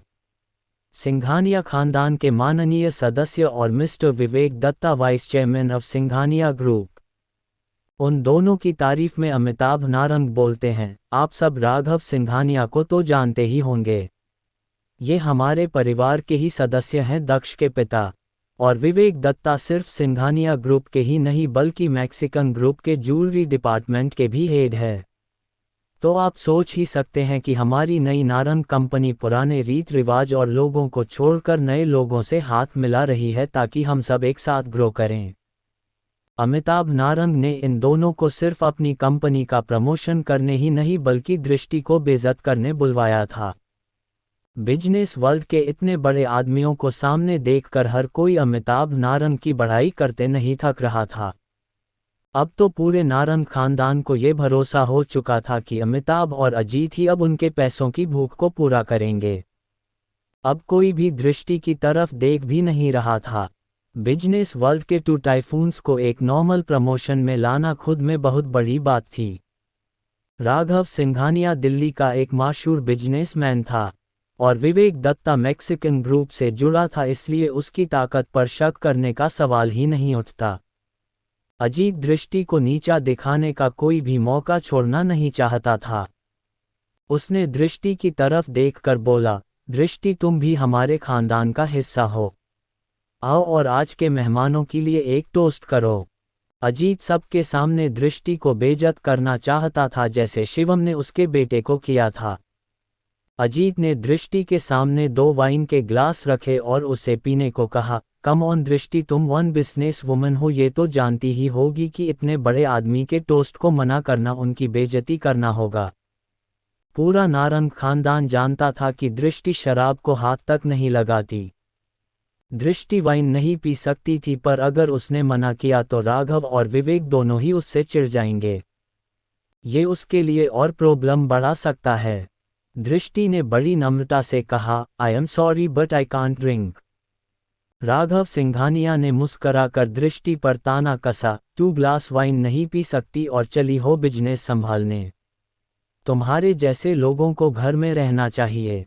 Amitabh ने दृष्टि पर चिल्लाते हुए कहा, अगर वाइन नहीं पी सकती तो यहाँ से चली जाओ, तुम हमारे सामने खड़े होने के लायक भी नहीं हो। अपनी इतनी बेइज्जती के बाद दृष्टि बस ये सोच रही थी कि काश इस वक्त शिवम उसके साथ होता तो ये सब उसे कभी झेलना नहीं पड़ता। अखिल अजीत नारंग से गुस्से में कहता है, ये सब क्या है अजीत, तुम आचे से जानते हो कि दृष्टि ड्रिंक नहीं करती। अजीत अखिल की बात को नज़रअंदाज कर देता है और राघव सिंघानिया से कहता है, मिस्टर राघव, दृष्टि ड्रिंक नहीं कर सकती तो उसकी जगह आपका टोस्ट उसके पेरेंट्स पूरा करेंगे, है ना अखिल भैया। अजीत की इस बदतमीजी से दृष्टि का गुस्सा बढ़ रहा था, पर इस वक्त पावर उनके हाथ में थी इसलिए वो चुप थी। अखिल नारंग को पीने की इतनी आदत नहीं थी और 2 ग्लास वाइन वो कभी नहीं पी सकता था। अखिल मना करता उससे पहले ही सिम्मी ने बोला, सॉरी सिंघानिया सर, दृष्टि अभी बच्ची है इसलिए बिजनेस के तौर तरीके नहीं जानती। अखिल आपका ये टोस्ट जरूर पूरा करेगा। सिम्मी ने जबरदस्ती अखिल को वो पूरी ड्रिंक फिनिश करने का इशारा किया। अखिल ये बात जानता कि अगर उसे दिल्ली में रहना तो उसे ये करना ही पड़ेगा। अखिल ने वो ग्लास उठाए और आंख बंद करके वो करीब आधा गिलास वाइन पी गया। उसने जब ग्लास टेबल पर रखा तो राघव और विवेक की तरफ देखते हुए बोला, मिस्टर सिंघानिया, मेरी बेटी की कंपनी का ध्यान रखना। राघव सिंघानिया ने पलटकर जवाब दिया, बिल्कुल रखता, अगर तुमने पूरी वाइन खत्म की होती। उसने ग्लास में पड़ी थोड़ी सी वाइन की तरफ इशारा किया। अखिल ने हड़बड़ाते हुए वो ग्लास पकड़ा और कहा, सॉरी, रियली सॉरी, मेरा गला थोड़ा छिल गया था, मैं अभी खत्म करता हूँ। राघव ने अखिल के हाथ से ग्लास छीन लिया और कहा, अपनी बेटी के साथ साथ तुम में भी दिमाग की कमी है अखिल नारंग। टोस्ट की हुई वाइन एक बार में खत्म करनी होती है। मैं एक चांस और देता हूँ तुम्हारी बेटी को, अगर वो ये वाइन पी लेती है तो ठीक, वरना उसे कंपनी का लोगो और नाम दोनों अमिताभ नारंग को देने होंगे। अखिल ने उस ग्लास को छीनते हुए बोला, नहीं, आप एक चांस मुझे दे दीजिए। अपने डैड की इतनी बेइज्जती देखकर दृष्टि की आंखें भर आई। उसने अखिल के हाथ से ग्लास छीनते हुए बोला, बस डैड, अब और नहीं, बहुत हो गई इनकी मनमानी। ये यहाँ अमिताभ नारंग को सपोर्ट करने आए हैं, ये बस आपको शर्मिंदा कर रहे हैं और कुछ नहीं। अखिल ने दृष्टि से कहा, नहीं, अगर मैंने ये नहीं पी तो ये लोग तुझे यहाँ जीने नहीं देंगे। अजीत नारंग ने एक बार फिर ताना कसते हुए कहा, देखो अखिल, ये मत कहना कि मैंने तुम्हें एक मौका नहीं दिया। तुमने खुद अपने पैरों पर कुल्हाड़ी मारी है। अब सोच लो, तुम्हें इनसे कौन बचाएगा। बिजनेस तो बहुत दूर की बात है, ये तुम्हें दिल्ली में जीने भी नहीं देंगे। अजीत की ये बात सुनकर सिम्मी हड़बड़ा कर कहती है, नहीं मिस्टर सिंघानिया, दृष्टि ये वाइन जरूर पिएगी, आप प्लीज़ नाराज मत होइए। दृष्टि सिम्मी को घूरती है कि तभी सिम्मी उससे कहती है, बेटा, हमारी जान सुरक्षित चाहती है तो ये वाइन पी ले। दृष्टि वाइन पीने के लिए नीचे बैठती है कि तभी एक गोली आकर उसके ग्लास पर लगती है और पूरी टेबल टूटकर बिखर जाती है। ये देखकर वहां खड़े सभी लोग डर जाते हैं। तभी एक आवाज आती है, नारंग ज्वेलरी ग्रुप का नाम चाहिए न तुझे, जा दे दिया। वो आवाज किसी और की नहीं बल्कि शिवम की होती है। शिवम को वहां देखकर दृष्टि बहुत खुश हो जाती है और कहती है, शिवम तुम यहाँ। शिवम अमिताभ नारायण से कहता है, तेरे नाम ले लेने से दृष्टि की मेहनत पर कोई असर नहीं पड़ेगा। जो नारंग ज्वेलरी ग्रुप दृष्टि ने खड़ा किया है उसकी इन्वेस्टमेंट वर्ल्डवाइड है, जिसका कंपैरिजन तेरे छोटे से दिल्ली के नए नारंग ज्वेलरी ग्रुप से हो ही नहीं सकता। तुझे नाम और लोगो रखना है न रख ले। अमिताभ नारंग चिल्लाते हुए शिवम से बोलता है, तू होता कौन है मुझे लोगो देने वाला? औकात भी है तेरी इस पार्टी में आने की, नारंग खानदान में आने की? सिम्मी शिवम पर चिल्लाती है, तुम्हें यहाँ आने के लिए किसने कहा? पहले ही मेरी बेटी की जिंदगी बर्बाद कर दी है, ये एक सीरियस बिजनेस मैटर है, भगवान के लिए यहाँ से चले जाओ शिवम। शिवम वहां खड़े हर इंसान की बात को नज़रअंदाज करता है और दृष्टि से कहता है, चलो दृष्टि। दृष्टि भी शिवम के साथ जाने को तैयार हो जाती है कि तभी पीछे से राघव सिंघानिया कहता है, लीव। तुम्हें यहाँ से जाने की परमिशन दी किसने? तुम शिवम गांधी हो एंड नारंग खानदान के नकारा दामाद। तुम्हें जाने का इतना ही शौक है तो पहले ये वाइन खत्म करो, माफ़ी मांगो और जाओ। शिवम टेबल पर पड़ी वाइन को देखता है और फिर अखिल को। वो राघव से कहता है, तुम दोनों को पीने का इतना ही शौक है तो कभी फुर्सत से आना, बहुत पिलाऊंगा। विवेक चिल्लाकर कहता है, अच्छा तो तुझ जैसा लीचड़ आदमी हमारे साथ बैठकर पीने के ख्वाब देख रहा है। शिवम ने चिल्लाते हुए कहा, ये बेवकूफ़ से लोग इतना क्यों चीख रहे हैं? शिवम की इस बदतमीजी पर अजीत ने चिल्लाया, तुम्हें थोड़ी भी अकल है कि इतने बड़े आदमी से कैसे बात करते हैं? लगता है दूसरी औरतों के घर का खा खा कर तुम्हारा दिमाग सड़ गया है। तुम्हें पता भी है ये कौन है? शिवम बड़बड़ाते हुए कहता है, इन्हें ये भाषा समझ आती ही नहीं है। उसने अपने जेब से फ़ोन निकाला और एक कॉल लगाया। शिवम वन कॉल करने के लिए नारंग मैंशन से बाहर चला जाता है। शिवम का ये एटीट्यूड राघव सिंघानिया को बिल्कुल पसंद नहीं आता। वो गुस्से में चिल्लाता है, ये दो कौड़ी का लड़का खुद को समझता क्या है? मेरी इतनी बेइज्जती कभी किसी ने नहीं की। उद्धरण चिन्ह। विवेक दत्ता सिम्मी और दृष्टि की तरफ देखते हुए कहता, ये शाम तुम्हें बहुत महंगी पड़ेगी दृष्टि शिवम गांधी। तभी शिवम मैंशन में अंदर आ जाता है और कहता है, हाँ तो हम कहाँ थे? शिवम अमिताभ नारंग की तरफ देखकर कहता है, मैं तुझसे बात कर रहा था न, ये कुत्ते बीच में क्यों भौंक रहे हैं? ये सुनकर वहां खड़े सब शॉकेड हो गए। क्या शिवम की सच्चाई आज सबके सामने आ जाएगी? शिवम आखिर कॉल किसको लगाएगा? एपिसोड 256। एक और प्लेयर। शिवम का ये एटीट्यूड राघव सिंघानिया को बिल्कुल पसंद नहीं आता क्योंकि शिवम का ये अवतार वहां खड़े हर आदमी ने पहली बार देखा था। शिवम ने अजीत नारंग से कहा, मुझे जो कहना था मैंने कह दिया। अगर तुम्हें नारंग ज्वेलरी ग्रुप का नाम और साइन चाहिए तो तुम रख लो। शिवम ये बात बहुत अच्छे से जानता था कि दृष्टि की तरक्की का राज वो नाम नहीं, दृष्टि की मेहनत और लगन है। उसे पूरा भरोसा था कि ये नाम न भी रहे तब भी दृष्टि को आसमान छूने से कोई नहीं रोक पाएगा।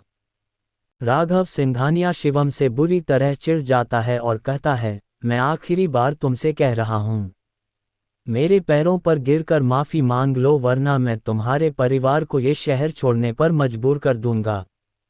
अमिताभ नारंग सिम्मी की तरफ देखकर कहता है, तो अब ये नकारा तुम्हारे घर के डिसीजन लेगा। हमको कुत्ता बुलाएगा और कहेगा कि हम भौंक रहे हैं। यही चाहते थे न तुम लोग? अब मुझसे कोई उम्मीद मत करना। तुमने आज जो किया है उसका फल तो तुम्हें जरूर मिलेगा। अजीत नारंग भी अमिताभ की बात पर हामी भरते हुए कहता है, इन गवारों को तो एहसान की कीमत ही नहीं पता। आने दो इन्हें दोबारा हमारी चौखट पर, इनको इनकी औकात दिखाऊंगा। इन्हें भीख मांगने पर मजबूर न कर दिया तो मेरा नाम अजीत नारंग नहीं। अमिताभ और अजीत दोनों ही शेरा माथुर की वजह से कुछ ज्यादा ही उछल रहे थे। उन्हें ये लगता था कि शिवम जैसा दो कौड़ी का इंसान कुछ नहीं कर सकता। अखिल भले ही नशे में धुत था, पर तब भी वो यही सोच रहा था कि जिस इंसान ने आज तक पलटकर सिम्मी के तानों का जवाब नहीं दिया वो इतने बड़े आदमी से कैसे लड़ सकता है। सिम्मी राघव सिंघानिया के गुस्से से डर कर शिवम पर चिल्लाती है, तुम्हें अंदाजा भी है तुम क्या बोल रहे हो? क्या करेगी मेरी बेटी नारंग ग्रुप के बगैर? तुम कभी हमें चैन से जीने नहीं दे सकते क्या? दृष्टि अमिताभ से कहती है, भैया आप इस बेवकूफ़ की बात मत सुनिए, ये कुछ भी बकवास कर रहा है।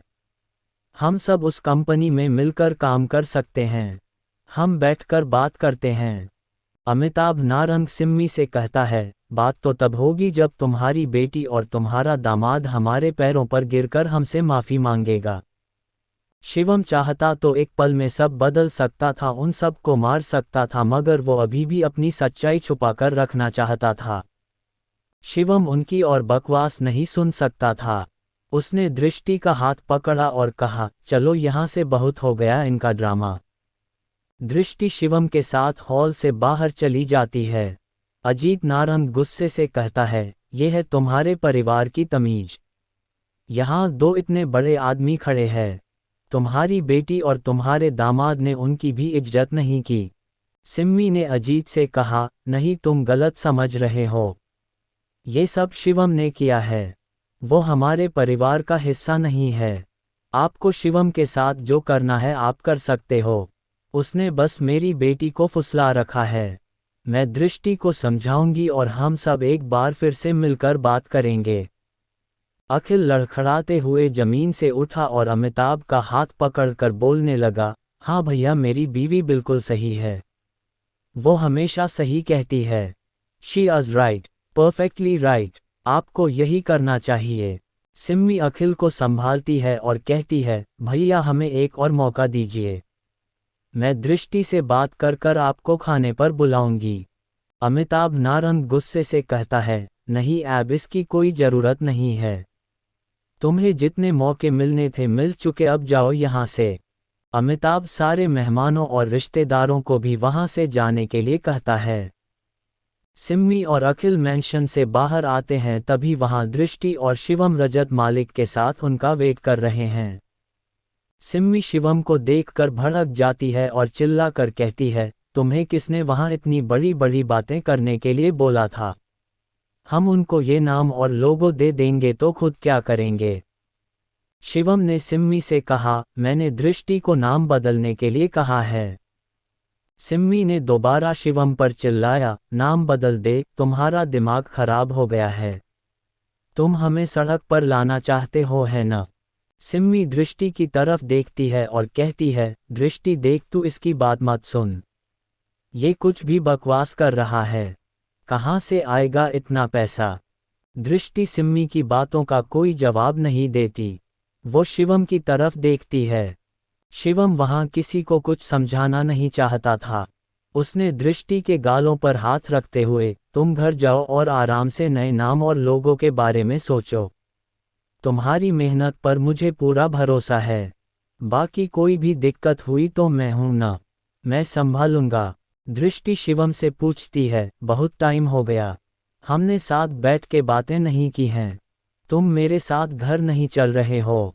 शिवम दृष्टि से कहता है, मुझे माफ़ कर दो दृष्टि, मैं जानता हूँ कि मेरे शेड्यूल की वजह से मैं तुम्हारे साथ टाइम नहीं स्पेंड कर पाया हूँ, मेरी जान मुझे कुछ काम है, बाद में मिलते हैं।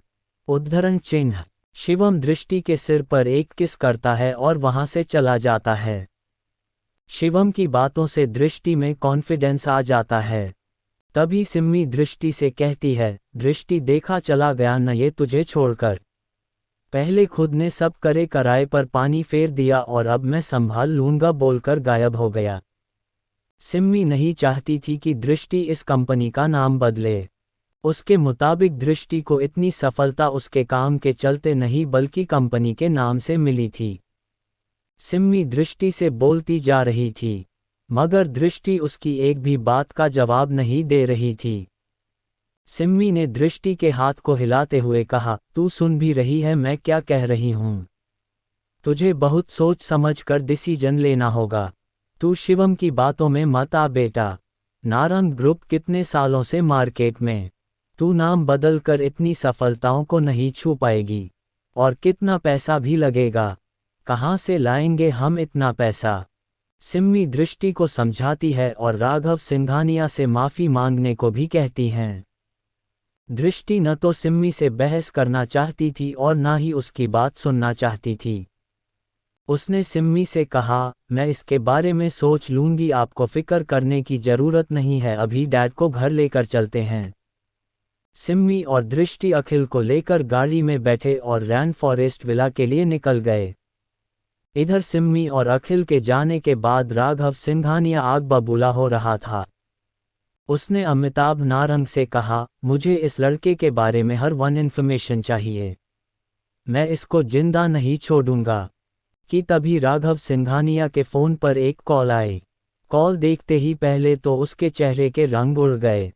राघव ने डरते डरते कॉल उठाए, पर बात करने के बाद उसके चेहरे पर एक अलग ही मुस्कान थी, मानो उसने कोई अवार्ड जीत लिया हो। राघव फोन पर यस सर की माला जपे जा रहा था। विवेक, अमिताभ और अजीत को कुछ समझ नहीं आ रहा था, पर राघव की मुस्कान देखकर लग रहा था कि कोई अच्छी खबर है। राघव ने कॉल पर बोला, मैं आधे घंटे में पहुंचता हूं सर, और फोन रख दिया। राघव सिंघानिया ने अमिताभ से कहा, अमिताभ मैं अब और नहीं रुक सकता, मुझे जाना होगा। अमिताभ नारंग ने हैरानी से पूछा, क्या हुआ, कुछ जरूरी काम है क्या?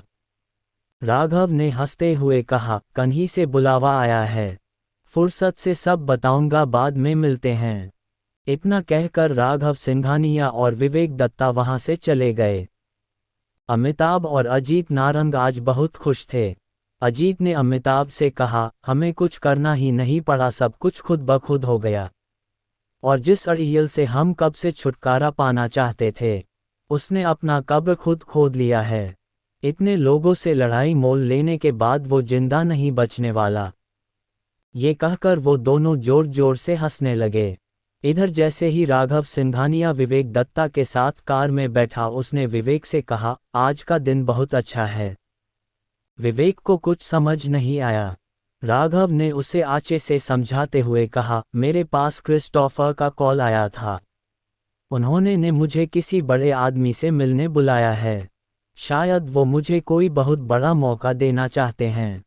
क्रिस का नाम सुनते ही विवेक की आंखों में चमक आ गई। उसने राघव सिंघानिया को कॉन्ग्रेचुलेशंस देते हुए कहा, अब तो आपका फ्यूचर सेट है।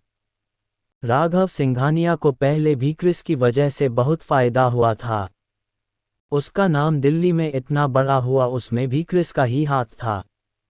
इस बार तो क्रिस उसे किसी बहुत बड़े आदमी से मिलवाने वाला था। ये उसके लिए बहुत बड़ी बात थी। विवेक दत्ता क्रिस की कंपनी में वाइस चेयरमैन, तब भी वो क्रिस से बस 2 बार मिला है, और आज राघव सिंघानिया को खुद क्रिस ने बुलाया है। ये बात विवेक को भी शॉक कर रही थी। राघव सिंघानिया को पूरा भरोसा हो चुका था कि वो बहुत जल्दी अमीर बनने वाला है। वो दोनों जल्दी से जल्दी क्रिस से मिलना चाहते थे। करीब 20 मिनट्स के बाद राघव सिंघानिया की कार हौस खास में बने इंपीरियल ग्रीन विला के बाहर जाकर रुकी। राघव और विवेक गाड़ी से निकले और क्रिस को ढूंढने के लिए अंदर चले गए। जैसे ही वो विला के अंदर पहुंचे, क्रिस उन्हें सामने सोफे पर बैठा हुआ नजर आया। क्रिस के पास जाकर राघव सिंघानिया बोला, यस सर, मैं आ गया, बताइए क्या ऑर्डर है मेरे लिए। विवेक भी क्रिस को इम्प्रेस करने के लिए बोला, सर आप जो भी काम देंगे हम बहुत अच्छे से पूरा करेंगे। क्रिस ने राघव और विवेक की तरफ देखते हुए बोला, आज मैं तुम्हें एक बहुत बड़े आदमी से मिलवाने जा रहा हूं। ध्यान रखना कि उसके सामने तमीज से पेश आओ, कोई गलती मत करना, तुम्हारी एक गलती तुम्हारी जान ले सकती है। क्रिस की ये बात सुनकर राघव और विवेक बहुत डर गए, पर राघव जानता था कि कुछ बड़ा पाने के लिए रिस्क लेना पड़ेगा। राघव सिर हिलाकर बोलता है, यस सर, मैं समझ गया। किससे मिलवाने वाला है क्रिस राघव को? क्या क्रिस शिवम की धोखा दे रहा है? क्या क्रिस राघव सिंघानिया के साथ मिलकर अपनी कंपनी दोबारा पाना चाहता है? एपिसोड 257, जाम का बदला जाम से। क्रिस राघव सिंघानिया और विवेक दत्ता को बिल्डिंग के अंदर लेके जाता है। दोनों बहुत एक्साइटेड थी। उनके दिमाग में सिर्फ एक बात चल रही थी, काश इस बड़े आदमी के साथ मीटिंग अच्छी हो जाए ताकि वो अपने काम उससे निकलवा सकें। क्रिस उन्हें कॉन्फ्रेंस हॉल में लेकर जाता। क्रिस राघव से कहता है, ही इज़ माई बॉस और आज उन्होंने हमें एक ड्रिंक के लिए बुलाया है, तो तुम्हें उन्हें बहुत तमीज से सर्व करना है। उद्धरण चिन्ह। राघव सिंघानिया को ये मीटिंग कुछ समझ नहीं आई, पर उसने सिर हिलाकर हामी भरते हुए कहा, सर आप चिंता न करें, हम उन्हें अच्छे से सैटिस्फाई कर देंगे। क्रिस कॉन्फ्रेंस हॉल का गेट खोलता है। राघव और विवेक मैन सीट पर बैठे इंसान को देखकर आग बबूला हो जाते हैं। कॉन्फ्रेंस हॉल की सेंटर चेयर पर शिवम गांधी बैठा था। उसने नारंग मैंशन में क्रिस को कॉल करके राघव और विवेक को इंपीरियल ग्रीन विला बुलवाया था। बात बिल्कुल साफ थी कि राघव सिंघानिया को अपनी गलतियों की सजा मिलने वाली थी। शिवम को उस चेयर पर बैठा देख राघव सिंघानिया चिल्लाने लगा, साले कुत्ते तू यहाँ भी चला आया। क्रिस सर को भी तूने अपने जाल में फंसा लिया। और क्रिस सर के होते तू इस कुर्सी पर कैसे बैठ सकता है? राघव क्रिस की तरफ देखते हुए कहता है, सर मैं इस नालायक को बहुत अच्छे से पहचानता हूँ। ये नारंग खानदान का नकारा दामाद है। इसके बस का वन चींटी मारना भी नहीं है। मुझे नहीं पता आप इसे कैसे जानते हैं, पर इसकी हिम्मत तो देखिए, आप इसे यहाँ किसी से मिलवाने ले है और ये आपका ही सम्मान नहीं कर रहा। ऐसे लोगों को छोड़ देना चाहिए, ये आपके किसी काम नहीं आएगा।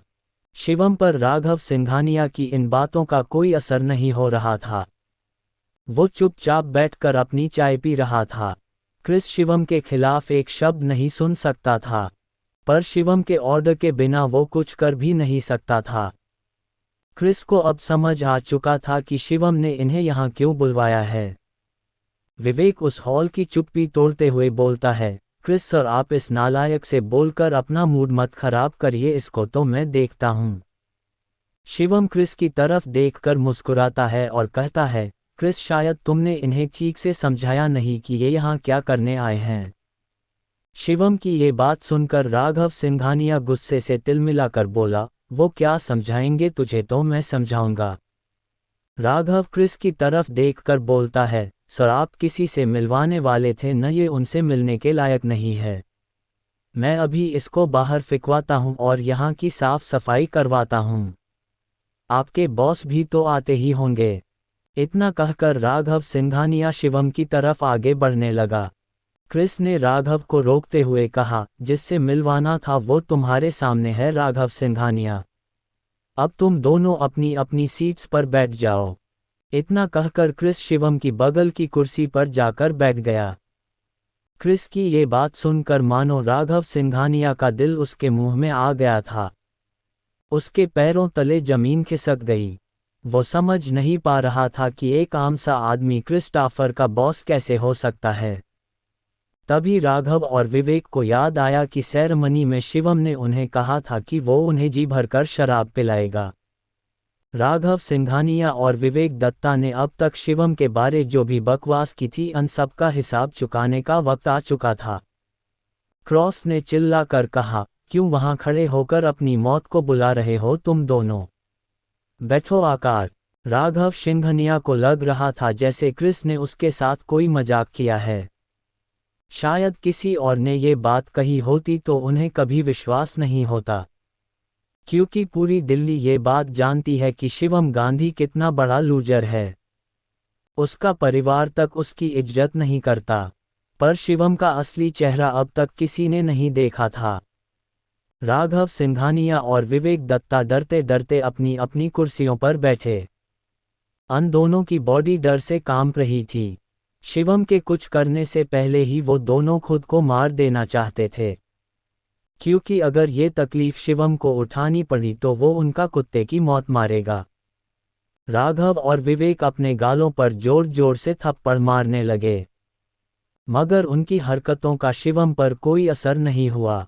राघव सिंघानिया ने शिवम से कहा, Shivam, I mean Shivam sir, I am sorry. हमने जो भी पार्टी में किया वो एक मिसअंडरस्टैंडिंग थी। हमसे वो सब करने के लिए कहा गया था। राघव और विवेक की माफियों का शिवम पर कोई खास असर नहीं हुआ। उसने सामने रखी दो बड़े बड़े बर्तनों की तरफ इशारा करते हुए कहा, fill up the wine in these bowls. Raghav की आवाज डर से कांपने लगी थी। उसने कहा, वाइन, यस आई विल। वो बर्तन बहुत बड़े थे। उन दोनों को याद आया कि जिस तरह उन्होंने शिवम के ससुर अखिल नारंग की बेइज्जती की था, शिवम उनकी करेगा। वो शिवम को मना करने की हिम्मत भी नहीं कर सकते थे। इस वक्त सबसे ज्यादा गुस्सा राघव को अमिताभ नारंग और अजीत नारंग पर आ रहा था। उनके साथ ये सब अनटू बेवकूफ़ों की वजह से हो रहा था। विवेक ने उन बर्तनों में वाइन डाली और राघव की तरफ देखा। वो दोनों डर से कांप रहे थे। विवेक ने शिवम के सामने वो कप रखते हुए बोला, thank you for the wine sir, हम जरूर फिनिश करेंगे। उन दोनों ने अपनी आंखें बंद की और चुपचाप पूरी वाइन पी ली। वो वाइन इतनी कड़वी थी कि उनका पूरा गला छिल गया, और इतनी सारी वाइन पीकर दोनों को लग रहा था उनकी तबीयत खराब हो जाएगी। लेकिन वे कुछ ना बोल सके। वाइन खत्म करने के बाद राघव सिंघानिया ने शिवम से अपनी जिंदगी की गुहार लगाए। राघव ने शिवम से ये भी कहा कि अगर वो उसे छोड़ देगा तो वो दोनों मिलकर अमिताभ नारंग और अजीत नारंग को जान से मार देंगे। राघव सिंघानिया और विवेक को शराब पीने की आदत थी, पर इतनी नहीं, और वाइट वाइन तो बिल्कुल भी नहीं। राघव सिंघानिया इतनी बड़ी पोस्ट पर था कि हर पार्टी में लोग उसके लिए टोस्ट करते थे, इसलिए उसने इतनी ज़्यादा वाइन कभी पी ही नहीं थी। एक सांस में इतनी वाइन पीने से उनकी तबीयत बिगड़ने लगी थी। शिवम उनकी हालत देखकर भी चुप था, क्योंकि जो बदतमीजी उन्होंने अखिल नारंग के साथ की उसके सामने ये तो कुछ भी नहीं था। शिवम ने अकरम को इशारा किया और अकरम ने वाइन का पूरा बॉक्स लाकर टेबल पर रख दिया। शिवम ने उसमें से एक बोतल निकाली और पूरी वाइन उनके बर्तनों में डाल दी। राघव ने घबराते हुए बोला, सो ये थोड़ी। राघव कुछ बोल पाता कि क्रिस ने चिल्लाकर कहा, शिवम सो ने तुम्हें वाइन सर्व की है और तुम अभी भी अपनी बकवास कर रहे हो। चुपचाप अपनी वाइन खत्म करो वरना मैं तुम्हें खत्म कर दूंगा। राघव ने तुरंत वो बर्तन उठाया और कहा, नहीं क्रिस सो हम ये पूरी खत्म करेंगे। राघव और विवेक उस वाइन को ऐसे पी रहे थे जैसे कोई जहर पी रहा हो। उनका पूरा बदन जल रहा था। उन्होंने एक बार फिर पूरी वाइन पी ली। विवेक ने शिवम की तरफ देखते हुए, सर हमने। वो अपनी बात पूरी नहीं कर पाया कि शिवम ने एक और बोतल निकाली और उन दोनों के बर्तनों में डाल दी। इस बार राघव और विवेक एक बूंद भी नहीं पी सकते थे। उन्हें समझ आ गया था कि अखिल नारंग को इस वक्त क्या महसूस हो रहा होगा। उन्हें अपनी गलती का बहुत पछतावा था, पर शिवम की अदालत में पछतावे की कोई जगह नहीं थी। राघव ने गिड़गिड़ाते हुए कहा, शिवम सर हमें माफ़ कर दो, हम ये ग्लास अभी नहीं पी पाएंगे। अगर एक भी बूंद पिया तो मैं मर जाऊंगा। विवेक ने अपने हाथ जोड़ते हुए शिवम से कहा, सर प्लीज़ हमें थोड़ी देर का ब्रेक दे दो, मैं पी लूँगा 20 थोड़ी देर बाद। क्रिस ने राघव सिंघानिया और विवेक पर चिल्लाते हुए कहा, पी रहे हो या मैं कोई और तरीका अपनाऊं तुम्हें पिलाने का। क्रिस की खून सी लाल आंखें देखाकर विवेक और राघव ने दोबारा बर्तन अपने मुंह पर लगा लिया, मगर इस बार 4 घूंट पीने के बाद वो दोनों जमीन पर बेहोश हो गए। शिवम ने अपनी सिगरेट जलाई और क्रिस से कहा, साफ करवा दो ये सब, मैं जा रहा हूँ। क्रिस ने सिर झुकाकर शिवम का ऑर्डर मान लिया। अकरम शिवम की कार लेने पार्किंग लॉट में चला गया। शिवम जैसे ही इंपीरियल ग्रीन विला से बाहर आया, एक अजीब सा आदमी उससे टकराया। शिवम उस आदमी की तरफ देख ही पाता कि उसने एक मुक्का शिवम के पेट पर मारा।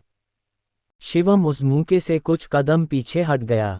आज तक इतनी लड़ाइयाँ हुई पर कोई भी शिवम को अपनी जगह से हटा नहीं पाया।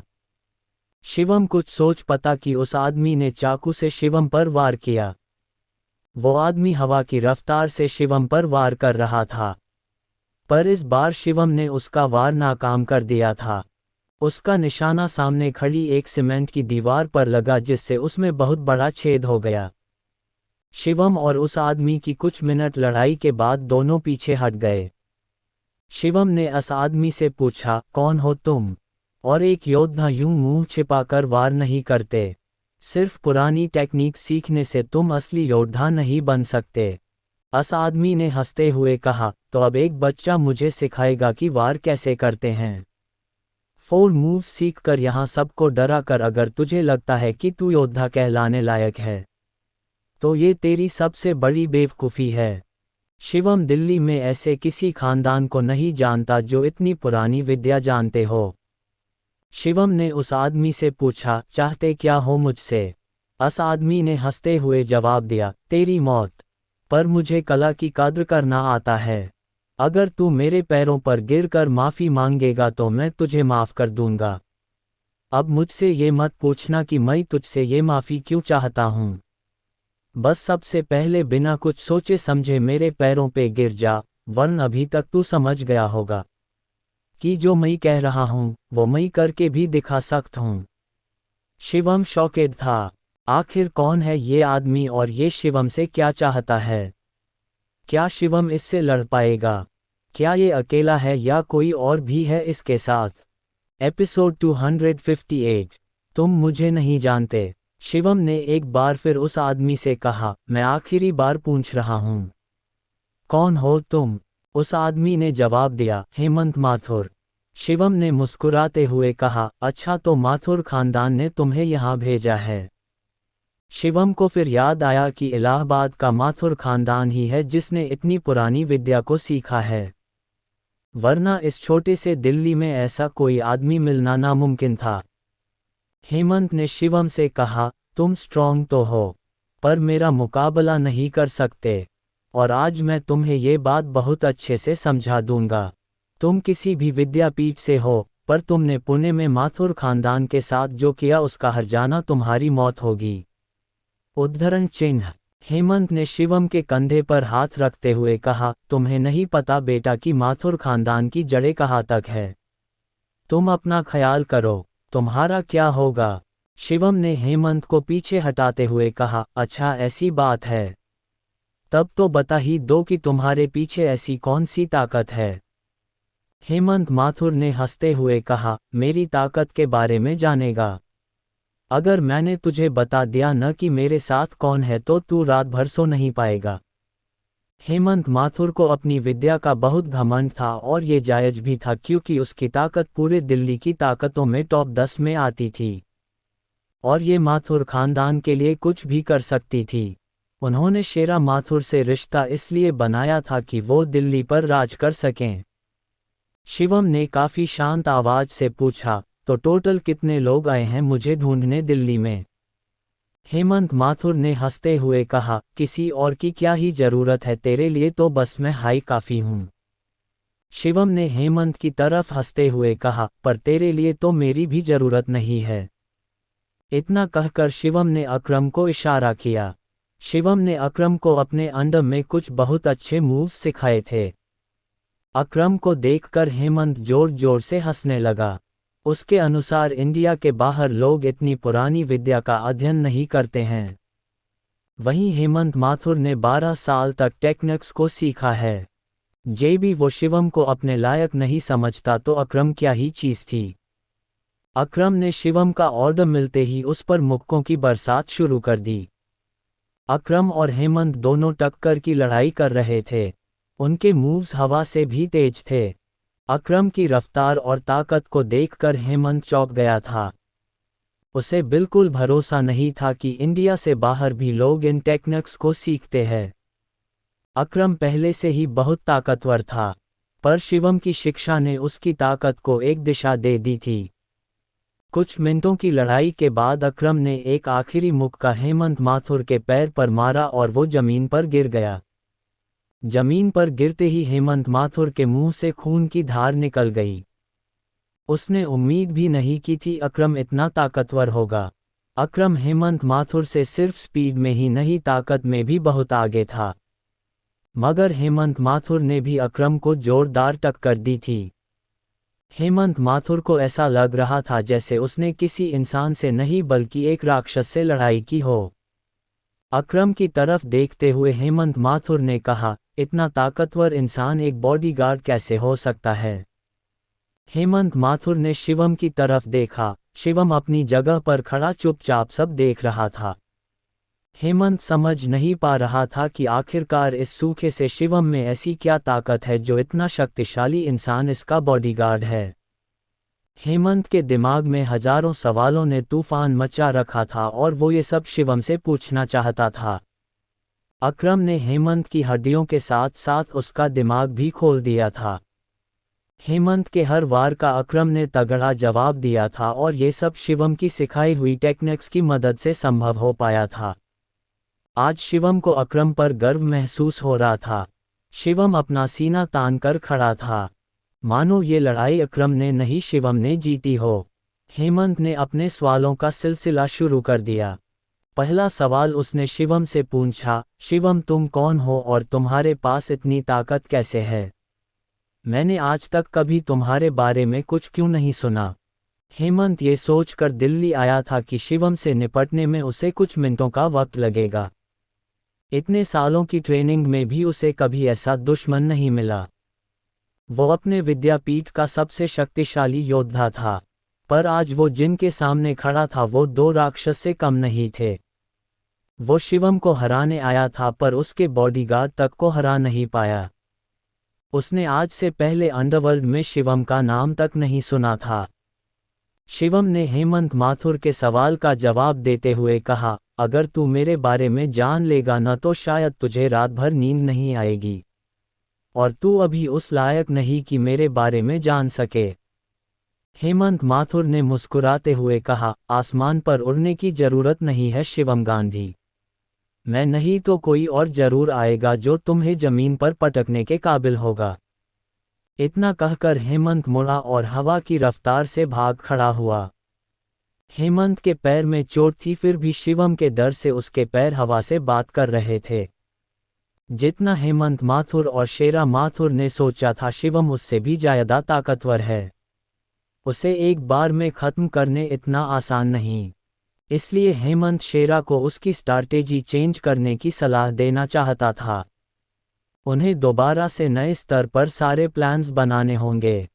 हेमंत माथुर को भागते देख शिवम ने अकरम की तरफ देखा और कहा, ऑर्डर दो तभी जाओगे। अकरम शिवम का इशारा समझ गया और भागकर कुछ सेकंड्स में ही हेमंत माथुर को पकड़ लाया।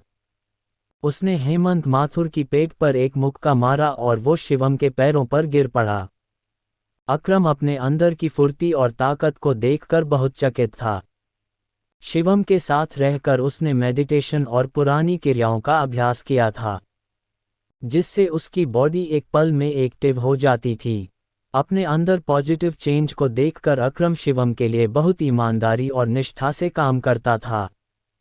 शिवम ने अकरम को पूरा बदल दिया था। हेमंत माथुर ने दर्द से कराहते हुए कहा, क्या चाहिए तुम्हें मुझसे? तुम्हें पता भी मैंने ये विद्या कहाँ से सीखी है? मेरी गैंग का नाम। हेमंत इससे आगे बोल पाता कि शिवम ने उसे टोकते हुए बोला, जानता हूं मैं कि तेरे सर पर किसका हाथ है। तेरे गैंग और विद्यापीठ का नाम आर्मर्ड सेक्शन है। जब हेमंत माथुर अकरम से लड़ रहा था तभी शिवम उसके मूव्स देखकर समझ गया था कि ये आर्मर्ड सेक्शन से है।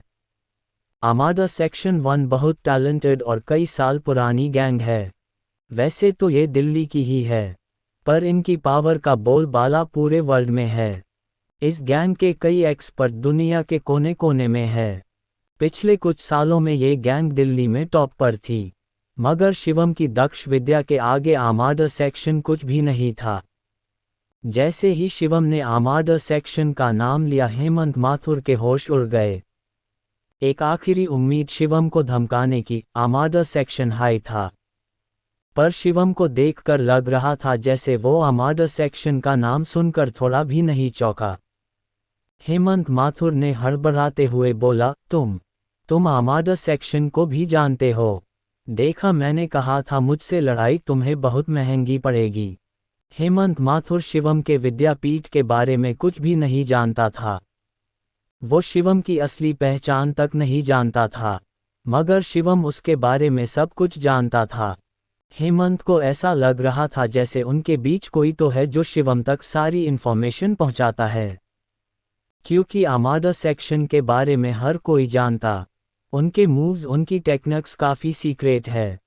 हेमंत फिर भी शिवम को धमकाने की कोशिश करता है, अब तो तुम्हें पता चल गया न कि मैं माथुर खानदान के साथ साथ आर्मर्ड सेक्शन का भी मेंबर हूँ।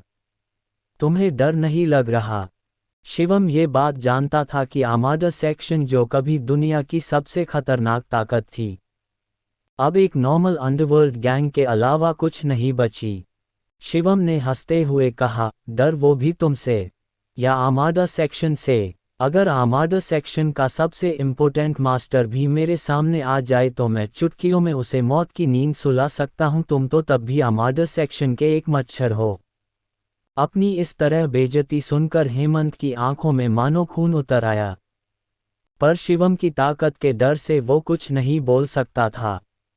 हेमंत माथुर इस वक्त शिवम से अपनी जान छुड़ाना चाहता था ताकि वो शेरा माथुर के साथ मिलकर शिवम को मारने का दूसरा प्लान बना सके। शिवम ने हेमंत माथुर से पूछा, माथुर खानदान ने तेरे अलावा और किसको किसको भेजा मुझे मारने के लिए? ये याद रख, जितना तू आर्मर्ड सेक्शन के बारे में नहीं जानता उससे ज़्यादा मुझे पता है। हेमंत माथुर ने शिवम की बात का कोई जवाब नहीं दिया। अकरम ने हेमंत के घाव पर पैर रखते हुए कहा, सच सच बता देगा तो शायद तेरी जान बच जाए, वरना। शिवम ये जानता था कि आर्मर्ड सेक्शन माथुर खानदान के मसलों को कुछ ज़्यादा ही सुलझा रहा है। तभी कुछ वक्त से माथुर खानदान खुद को बहुत ताकतवर समझने लगा है और दूसरों की कंपनी हड़पने लगा है। इलाहाबाद में माथुर खानदान का खौफ इतना बढ़ चुका था कि बड़े से बड़ा खानदान माथुरों की कठपुतली बनकर रह गया था। हेमंत को समझ नहीं आ रहा था कि वो शिवम को सब सच बता दे या कोई बहाना बनाकर वहां से भाग खड़ा हो। पर इतना क्लियर था कि अगर उसका झूठ पकड़ा गया तो शिवम से उसे कोई नहीं बचा पाएगा, शेरा माथुर भी नहीं। उसने हड़बड़ाते हुए शिवम से कहा, माथुर खानदान ने मुझे और शेरा माथुर को यहाँ भेजा है आपको मारने के लिए। शिवम को अपनी तरफ घूरते देख हेमंत माथुर ने दोबारा कहा, मेरा यकीन करो मैं झूठ नहीं बोल रहा।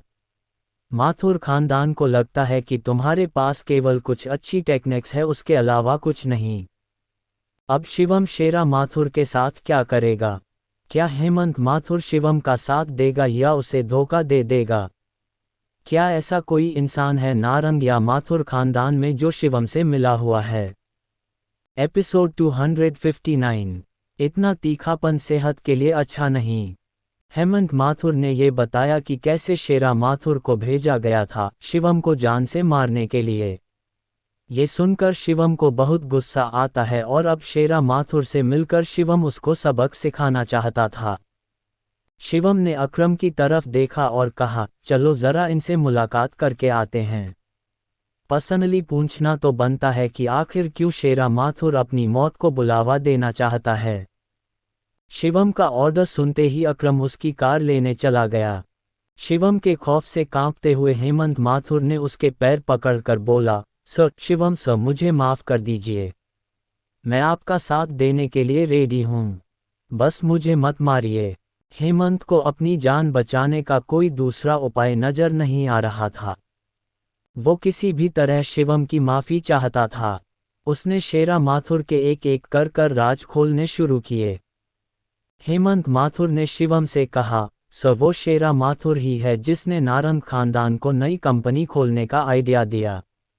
शेरा माथुर आपकी बीवी को सड़क पर लाना चाहता था, क्योंकि कहीं न कहीं ये बात हर कोई जानता है कि आपकी जान आपकी बीवी में बसती है। बस इसी का फ़ायदा शेरा माथुर उठाना चाहता था। दृष्टि गांधी को दुख पहुंचाकर वो आपको दुख पहुंचाना चाहता था। हेमंत माथुर की ये बातें सुनकर शिवम हंसते हुए बोला, वही मैं सोचूं कि अंटू बेवकूफ़ों के दिमाग में ये आइडिया कैसे आया। शिवम ने हेमंत माथुर की कंधे पर हाथ रखते हुए बोला, चलो देख लेते हैं आज कि तुम्हारे चाचा के पास अपनी जान बचाने के लिए कौन सा आइडिया है। शिवम ने हेमंत को घूरते हुए कहा, और तुम आज से वही करोगे जो मैं करने को कहूँगा। जिंदा रहना है न? हेमंत माथुर ने अपना सिर हिलाते हुए कहा, हाँ सर। इतना कहकर शिवम कार की पिछली सीट पर बैठ गया। अकरम ने हेमंत माथुर को कार में बिठाया और वो दिल्ली के बीचों बीच बसे नारंग मैंशन की तरफ चल दिए। कार में बैठा हेमंत शिवम की ताकत का अंदाजा नहीं लगा पा रहा था। शिवम आर्मर्ड सेक्शन और माथुर खानदान को एक चींटी के भांति तौल रहा था। शिवम दिखने में जितना शांत था असल में उससे ज़्यादा खतरनाक भी था। नारंग मैंशन की सबसे ऊंची फ्लोर पर शेरा माथुर की प्राइवेट प्लेस थी। वहां किसी को भी आने की परमिशन नहीं थी। यहाँ तक कि नारंग खानदान के हेड अमिताभ नारंग भी वहां बिना पूछे नहीं आ सकते थे। वो फ्लोर चारों तरफ से 50 बॉडीगार्ड से घिरी हुई थी। हॉल में सोफे पर बैठकर शेरा माथुर चैन की सांस ले रहा था और साथ ही साथ गर्म चाय की चुस्कियों के साथ गर्मा गर्म समोसे खा रहा था कि तभी उसके फ़ोन पर एक कॉल आया। नंबर बड़े भाई के नाम से सेव था। जायज था कि ये कॉल किसी और का नहीं बल्कि माथुर खानदान के बड़े बेटे कंवलजीत माथुर का था। कॉल को देखते ही चिड़चिड़ाकर शेरा माथुर ने कहा, चैन से खाना भी नहीं खाने देते। शेरा माथुर ने वो कॉल इग्नोर कर दिया। फ़ोन दोबारा बजा और इस बार भी कंवलजीत माथुर ही था। फ़ोन उठाते ही शेरा माथुर ने कहा, हाँ भैया, छोटे बोल रहे हैं। बताइए किस लिए कॉल किया। कंवलजीत माथुर ने चिल्लाते हुए पूछा, कहाँ थे बे, कब से फ़ोन ट्राई कर रहे हैं। शेरा माथुर ने बात को घुमाते हुए कहा, अरे भैया, नेचर्स कॉल था, माफ़ कर दीजिए। तभी शेरा माथुर के वन शेफ ने पूछा, सर समोसे और लाऊं? जिसे सुनकर कंवलजीत माथुर का खून गर्म हो गया। उसने शेरा माथुर पर चिल्लाते हुए बोला, तुम 1 महीने से दिल्ली में हो। तुम वहां समोसे खाने गए हो या शिवम को ठिकाने लगाने? शेरा माथुर हड़बड़ाते हुए बोलता है, भैया चिंता नहीं करिए, मैंने आज ही शिवम को ठिकाने लगाने के लिए किसी को भेजा है। रात तक आपको गुड न्यूज मिल जाएगी। कंवलजीत शेरा को चेतावनी देते हुए कहता है, शेरा, अगर तुम्हारी बचकानी हरकतों की वजह से कोई भी गलती हुई न तो याद रखना, मैं तुम्हें छोड़ूंगा नहीं। शेरा कंवलजीत माथुर को दिलासा बांधते हुए कहता है, भैया आप हमें ऐसा वैसा समझते हैं क्या? इस बार शिवम नाम के कंकड़ को गंगा मैया के चरणों में आकर अर्पित करेंगे। फिकर नॉट। कंवलजीत माथुर फ़ोन रख देता है। शेरा माथुर हंसते हुए कहता है, ये हुई न बात, अब आराम से समोसे खाऊंगा। कंवलजीत माथुर माथुर खानदान का बड़ा बेटा है। कंवलजीत माथुर और शेरा माथुर के डैड का नाम कैलाश माथुर है। कैलाश माथुर का कारोबार इलाहाबाद से लेकर पुणे तक फैला हुआ था। कैलाश माथुर बहुत ही नामी और साफ दिल इंसान थे, मगर उनकी अच्छाई की वजह से उन्हें कई बार धोखा मिला, जिस वजह से माथुर खानदान का कारोबार इलाहाबाद तक ही सिमट कर रह गया। कंवलजीत माथुर को ये सब हरगिज बर्दाश्त नहीं था। उसने अपने डैड को समझाने की बहुत कोशिश की, पर वो कभी गलत राह पर चलने को राजी नहीं हुए। कंवलजीत और शेरा को बस पैसे की भूख थी। उनसे परेशान होकर कंवलजीत माथुर ने उन्हें जहर दे दिया। उसका प्लान कामयाब हो ही गया था, मगर न जाने कहां से शिवम बीच में आ गया। उसने कैलाश माथुर की जान बचा ली। बस तब से ही शिवम कंवलजीत माथुर का ट्रिगर पॉइंट बन गया। बैंग! जोर से दरवाजा खुलने की आवाज आई। सारे बॉडीगार्ड अलर्ट हो गए। शेरा माथुर ने चिल्लाते हुए कहा, कौन है साला, आज तो हम इसे बंदूक से उड़ा देंगे। तभी शेरा माथुर की नज़र शिवम पर पड़ी। शिवम अकरम के साथ हॉल के अंदर घुसते ही बोला, इतना तीखापन सेहत के लिए अच्छा नहीं होता शेरा माथुर, इसलिए मेरी वन टिप याद रखना, जिंदा बचो तो रिश्तों में और खाने में तीखा कम रखा करो। शिवम को वहां देखा कर शेरा माथुर चौंक गया। उसने चिल्लाते हुए पूछा, शिवम तुम यहाँ क्या कर रहे हो? शेरा माथुर समझ गया था कि कुछ तो गड़बड़ है, पर क्या ये नहीं पता। शेरा माथुर सोच रहा था कि आखिर हेमंत कहाँ चला गया, वो शिवम के साथ क्यों नहीं है? क्या शिवम ने हेमंत माथुर को मार दिया है? शिवम को ये कैसे पता चला कि वो यहाँ छुपा हुआ है? शेरा माथुर बहुत डरा हुआ था। उसने चिल्लाकर अपने बॉडीगार्ड से कहा, मेरा मुंह क्या देख रहे हो, भून दो साले को। इससे पहले शेरा माथुर के बॉडीगार्ड्स अपनी गन लोड कर पाते अकरम की लातें उनके मुंह पर पड़ चुकी थी। उसने 50 बॉडीगार्ड्स को जमीन पर गिरा दिया था। अपने आदमियों की ये हालत देखकर शेरा माथुर का चेहरा पीला पड़ गया। शिवम को अपनी तरफ बढ़ते देख वो पीछे हटने लगा। वो हड़बड़ाते हुए बोला, क्या चाहिए तुम्हें मुझसे? शेरा माथुर की जुबान के साथ साथ पैर भी कांप रहे थे। उसके माथे से पसीना निकल रहा था। वो सोफे से लड़खड़ाते हुए जमीन पर गिर गया। शिवम उसके पास जाकर अपनी कुर्सी डालकर बैठ गया और बोला, ढूंढते हुए तुम आए हो मुझे इलाहाबाद से दिल्ली और पूछ रहे हो मैं क्या चाहता हूँ। शिवम शेरा माथुर के सिर पर पसीने को देखते हुए बोलता, क्या हुआ, टेम्परेचर कम कर दूं आँख का?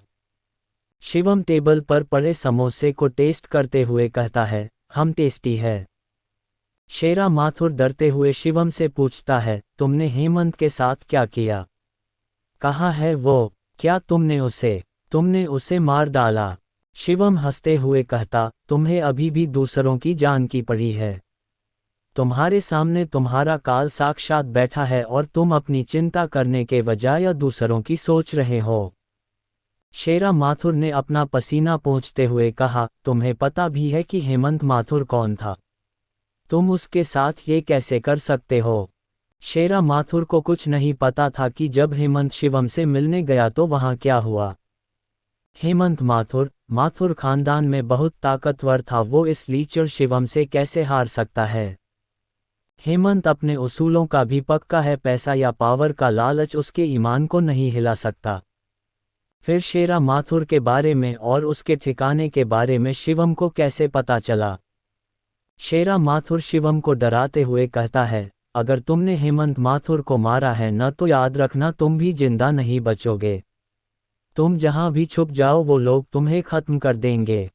शेरा माथुर खुद को संभालते हुए कहता है, और जहां तक मेरी बात है, तुम जानते हो कि माथुर खानदान क्या चीज़ है, इसलिए मुझे छूने की गलती भी मत करना। शेरा माथुर भी ये बात जानता था कि शिवम माथुर खानदान से बिल्कुल नहीं डरता। शिवम ने शेरा माथुर की आंखों में आंखें डालकर कहा, तुम्हें लगता है कि माथुर खानदान की धमकी से तुम मुझे डरा सकते हो? शिवम शेरा माथुर का कॉलर पकड़कर कहता है, क्या तुम्हें कंवलजीत माथुर ने यहाँ भेजा है मुझे मारने के लिए? शिवम को अंदाजा था कि शेरा माथुर यहाँ क्यों आया है, क्योंकि पिछली बार उसने माथुर पैलेस में जो तूफान मचाया था, कंवलजीत माथुर उससे उसका बदला लेना चाहता था। आपसी दुश्मनी को छोड़कर शिवम ने जो कैलाश माथुर की जान बचाई थी वो कंवलजीत माथुर को हजम नहीं हुई। कैलाश माथुर की जान बचाकर उसने कंवलजीत माथुर के सारे प्लान्स पर पानी फेर दिया था। शेरा माथुर ने शिवम से कहा, तुमने जो पुणे में किया माथुर खानदान की इज्जत के साथ हम सब उसका बदला लेना चाहते थे। पर अब मैं तुमसे लड़ना नहीं चाहता। हम बैठकर भी तो बात कर सकते हैं। क्यों दो खानदानों के बीच लड़ाई कराना है न? हेमंत माथुर की तरह शेरा माथुर भी ये समझ चुका था कि शिवम को मारना इतना आसान नहीं। उन्हें किसी बहुत बड़े आदमी की जरूरत पड़ेगी। शिवम ने शेरा का कॉलर छोड़ते हुए कहा, बातचीत ये तो मुझे मारने का ख्याल लाने से पहले सोचना चाहिए था। शिवम अकरम की तरफ मुड़ा और बोला, अकरम शेरा माथुर कुछ बात करना चाहते हैं, इन्हें हमारी भाषा से परिचित कराना। अकरम शिवम के इतने दुश्मनों को ठिकाने लगा चुका था कि अब वो किसी किलिंग मशीन से कम नहीं था। अकरम ने कुछ मिनटों में शेरा माथुर को ढेर कर दिया और उसका एक पैर इतनी बुरी तरह तोड़ा कि वो दोबारा कभी अपने पैरों पर चल ही नहीं सकता था। शिवम ने शेरा से कहा, जाके बता देना अपने बड़े भैया कि उनके छोटे का अभी बस एक पैर तोड़ा है, अगर दोबारा दिल्ली आकर मुझसे भिड़ने की कोशिश की तो गंगा मैया में तुम सबकी लाशें बहेंगी। तभी शिवम के पास एक कॉल आया। शिवम ने कॉल उठाया और कहा, इलाहाबाद, वो भी अभी। आखिर किसका था ये कॉल? और शिवम इलाहाबाद का नाम सुनकर चौंक क्यों गया? क्या ये माथुर खानदान की कोई नई चाल है? एपिसोड 260, इलाहाबाद चलोगे? शिवम अपनी कॉल अटेंड करने नारंग मैंशन से बाहर चला जाता है। शिवम और अकरम को बाहर जाते देख शेरा माथुर की जान में जान आती है। वो किसी भी तरह दिल्ली छोड़कर भागना चाहता था। उसे शिवम पर बिल्कुल भरोसा नहीं था। वो सोच रहा था कि अगर कल दोबारा शिवम का मन बदला और वो उसे मारने चला आया तो दुनिया की कोई भी शक्ति उसको शिवम से नहीं बचा पाएगी। शेरा माथुर के पास शिवम से बचने का एक यही दिन था। जो इंसान इतने पावरफुल हेमंत माथुर को चुटकियों में खत्म कर सकता है, उसको शेरा माथुर की चटनी बनाने में कितना ही वक्त लगेगा। शेरा माथुर ने ये मान लिया था कि हेमंत माथुर अपनी जान से हाथ धो बैठा है और शिवम के पास जाना अपनी मौत के मुंह में जाने के बराबर है। हर किसी की तरह शेरा माथुर भी इसी दुविधा में था कि आखिरकार इसके पास इतनी ताकत आई कहाँ से। खैर, शेरा माथुर के पास अभी ये सब सोचने का वक्त नहीं था। जिस हालत में शिवम उसे छोड़कर गया था वो उसी हालत में सबसे पहले नारंग मैंशन से और फिर इस दिल्ली से भागना चाहता था। वो अपने 2 बॉडीगार्ड्स की मदद से नारंग मैंशन के ग्राउंड फ्लोर की तरफ जा रहा था कि तभी उसे रास्ते में अमिताभ नारंग और अजीत नारंग मिले। वो भागते हुए उसी से मिलने आ रहे थे। अमिताभ और अजीत को देखकर शेरा माथुर का गुस्सा 7वें आसमान पर पहुंच गया था। उसका मन कर रहा था कि वो उन दोनों पर थप्पड़ और मुक्कों की बरसात कर दे। अमिताभ नारंग को देखते ही शेरा माथुर तेज से चिल्लाया, तुम लोगों के पास घड़ी है, घड़ी छोड़ो दिमाग है, जब मन आया भागे चले आते हो बेवकूफ़ कन्ही के। अमिताभ नारंग ने न शेरा माथुर की हालत पर कोई गौर किया न उसकी डांट पर। उसने हड़बड़ाते हुए बोला, आप सुनिए तो हुआ क्या है? जब आप सुनेंगे न तो आपके भी होश उड़ जाएंगे।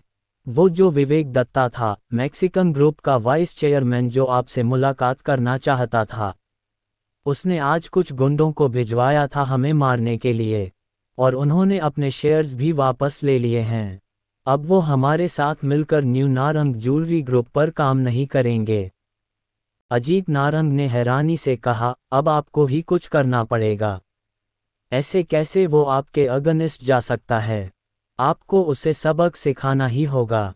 अमिताभ नारंग ने फिर बोला, बात यहाँ पर भी खत्म नहीं होती।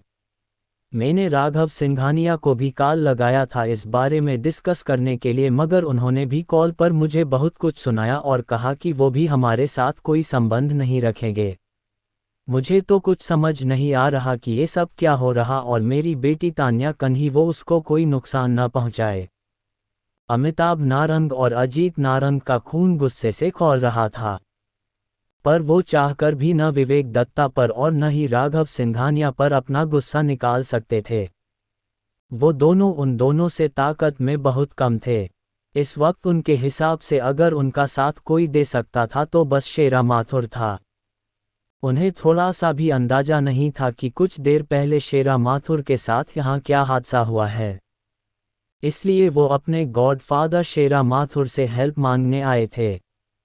शेरा माथुर ने अजीत नारंग के चेहरे पर पड़े थप्पड़ को देखा। उसे नहीं पता था कि आज की सेरेमनी पार्टी में क्या क्या हुआ, पर ये सब किसने किया ये वो बहुत अच्छे से जानता था। शेरा माथुर समझ गया था कि जिस तरह शिवम ने हेमंत माथुर को मार डाला, उसका ये हाल किया, उसी तरह उसने राघव सिंघानिया और विवेक दत्ता का भी बुरा हाल किया होगा। नारंग ज्वेलरी ग्रुप के साथ अब जो भी हो उससे शेरा माथुर को कोई लेना देना नहीं था। वो बस किसी भी तरह दिल्ली छोड़ना चाहता था। वो अमिताभ नारंग पर चिल्लाते हुए बोला, तुम दोनों इसी वक्त निकाल जाओ यहाँ से। Get out of my site. उस वक्त अजीत नारंग की नज़र शेरा माथुर के टूटे हुए पैर पर पड़ी। उसने शेरा माथुर से कहा, सॉरी सर, हमने आपका पैर तो देखा ही नहीं। आप अपने पैरों पर ही खड़े नहीं हो सकते, हमारी मदद क्या? अमिताभ नारंग ने अजीत को कोहनी मारकर चुप होने का इशारा किया। अजीत की बात सुनकर शेरा का गुस्सा और बढ़ गया। उसने अजीत और अमिताभ के चेहरे पर खींच के थप्पड़ मारा। अमिताभ और अजीत 2 मिनट्स के लिए वहां जम से गए। उन्हें कुछ समझ नहीं आ रहा था कि ये हो क्या रहा है। शेरा ने चिल्लाकर कहा, अगली बार अपनी ये घटिया जुबान मेरे सामने खोलने से पहले 100 बार सोच लेना। दोबारा कोई भी बकवास की तो याद रखना तुम दोनों को जान से मार दूंगा। मैं आज और अभी दिल्ली छोड़कर जा रहा हूं, और मैं भी तुम्हारी ये 2 टके की कंपनी से अपने शेयर्स वापस लेता हूं। मुझे तुम दोनों के साथ कोई काम नहीं करना, और मेरे जाने के बाद मेरा नाम कहीं भी आया ना तो याद रखना तुम्हारा नाम इस दुनिया से मिट जाएगा। इतना कहकर शेरा माथुर अपने बॉडीगार्ड की मदद से नारंग मैंशन से चला गया। अजीत नारंग का हाथ अभी भी उसके मुंह पर था। उसने दुखी होकर, ये सब हो क्या रहा है, हर कोई आकर हमें ही क्यों मार रहा है? हमने किसी बड़े आदमी को नाराज किया है क्या? अमिताभ नारंग ने सिर झुकाते हुए कहा, पता नहीं। शेरा माथुर ने भी हमसे पल्ला झाड़ लिया। अमिताभ नारंग की आंखों में गुस्से के साथ शर्मिंदगी भी थी। उन दोनों को शेरा माथुर की बातों पर पूरा भरोसा था, मगर बीजेटी के साथ साथ शेरा माथुर ने अपने शेयर्स भी वापस ले लिए, जिस वजह से अमिताभ की कंपनी को गहरा नुकसान पहुंचने वाला था। अमिताभ इस वक्त ये नहीं समझ पा रहा था कि जिन 3 पिलर्स पर उसने अपनी कंपनी की नींव रखी थी, उनके टूट जाने के बाद अब वो कैसे अपनी कंपनी संभालेगा। उसने जितना पैसा लगाया था वो सब डूब जाएगा। बिना इन तीनों के सपोर्ट के वो दृष्टि गांधी से भी नहीं लड़ पाएगा।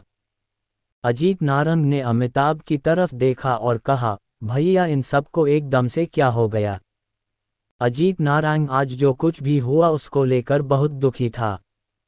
जिस सक्सेस का सपना उसने एक बार दोबारा देखा था वो फिर से टूट गया। सूसस भी नहीं मिली और नारंग खानदान ने 3 दुश्मन भी बना लिए जो उनकी जान लेने पर उतारू हैं। ये सब एक साथ झेलना अमिताभ और अजीत के लिए बहुत मुश्किल होने वाला था। अमिताभ अभी भी इन सब की टे तक जाना चाहता था कि आखिरकार ऐसा क्या हुआ जो एक पल में ये तीनों इस तरह मुकर गए। उसने अजीत नारंग की तरफ देखा और कहा, शेरा माथुर को कॉल कर मुझे पूछना है कि आखिर इस तरह वो हमें बीच में छोड़कर कैसे जा सकते हैं। अजीत ने अमिताभ के कंधे पर हाथ रखा और कहा, पागल मत बनिए आप, देखा नहीं वो कितने गुस्से में था। अगर कॉल किया तो जान से ही मार देगा। अमिताभ ने अजीत की बात सुनकर और शेरा माथुर के बॉडीगार्ड्स के बारे में सोचकर अपना इरादा बदल दिया।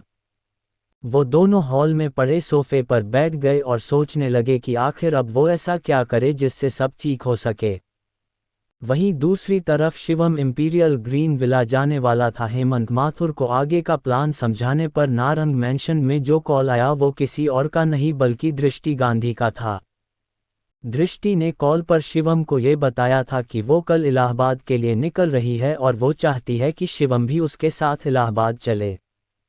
शिवम रेन फॉरेस्ट विला दृष्टि से एकदम इलाहाबाद जाने का रीजन जाना चाहता था और उसने कंपनी के नाम के बारे में क्या सोचा वो भी जानना चाहता था। शिवम रेन फॉरेस्ट विला पहुंचा। उसने अकरम को बाहर ही इंतजार करने के लिए कहा। शिवम ने जैसे ही विला की बैल बजाई भैरो काका ने दरवाजा खोला। शिवम को देखकर भैरो काका बहुत खुश हुए। उन्होंने शिवम के चेहरे पर हाथ फेरते हुए, शिवम बेटा कितने दिनों बाद घर आए। शिवम ने भैरो काका को जवाब दिया, क्या करूं काका, वक्त ही नहीं मिलता काम से। भैरो काका ने शिवम के अंदर बुलाया। शिवम लिविंग रूम गया जहां दृष्टि नाइट ड्रेस पहनकर सोफे पर बैठी टीवी देख रही थी। दृष्टि की नाइट ड्रेस इतनी छोटी थी कि उसकी थाई क्लियरली विजिबल थी। दृष्टि को देखकर शिवम को ऐसा लग रहा था जैसे उसे एक बार फिर उससे प्यार हो गया। तभी दृष्टि की नज़र शिवम पर पड़ी। उसने मुस्कुराते हुए कहा, तुम आ गए, मुझे तो लगा था कि तुम सुबह मना कर दोगे। इतना कहकर दृष्टि ने शिवम को हक कर लिया। दृष्टि जैसे ही शिवम के सीने से लगी शिवम की दिल की धड़कनें तेज हो गई। शिवम ने दृष्टि को अपनी बाहों में भरते हुए कहा, तुमसे ज़्यादा इम्पोर्टेंट क्या ही काम होगा। दृष्टि शिवम से दूर हुई और उसके लिप्स को किस करके बोली, थैंक यू इतने प्यार के लिए। उसके बाद दृष्टि ने शिवम का हाथ पकड़कर उसे सोफे पर बिठाया। तभी भैरो काका वहां शिवम की मनपसंद चाय और कुकीज़ लेकर आए। शिवम ने मुस्कुराते हुए भैरो काका को थैंक यू बोला। उसके बाद शिवम ने दृष्टि से कहा, ये एकदम से तुमको इलाहाबाद क्यों जाना है? सब ठीक है न? दृष्टि शिवम के बहुत करीब आकर कहती है, जब से हमारी शादी हुई है हम कहीं बाहर घूमने ही नहीं गए। इसे एक छोटा सा हनीमून समझ लो। शिवम इस तरह दृष्टि के हनीमून के प्लान को सुनकर चौंक गया। उसने झिझकते हुए पूछा, दृष्टि ये सब एकदम से क्यों, मतलब एक बार मुझसे पूछ तो लेती, तुम्हें पता है कि मुझे कितना काम है। दृष्टि उदास सा चेहरा बनाकर बोली, तो तुम मेरे साथ घूमना नहीं चाहते? शिवम तुरंत जवाब देता है, नहीं ये बात नहीं है, मैं वो। शिवम की बात पूरी होने से पहले ही दृष्टि जोर जोर से हंसने लगती है। वो शिवम के गाल खींचते हुए कहती है, तुम कितने स्वीट हो, तुम्हें चिंता करने की जरूरत नहीं है, हम वहां हनीमून के लिए नहीं बल्कि। दृष्टि अपनी बात पूरी कर पाती कि तभी दरवाजे पर दस्तक होती है। दृष्टि चौंकते हुए कहती है, इस वक्त कौन आ सकता है, मॉम डैड तो नारंग मैंशन गए हैं और कल तक ही आएंगे, आखिर इस वक्त कौन आया होगा? और दृष्टि इलाहाबाद क्यों जाना चाहती है? कहीं ये माथुर खानदान की कोई दूसरी चाल तो नहीं?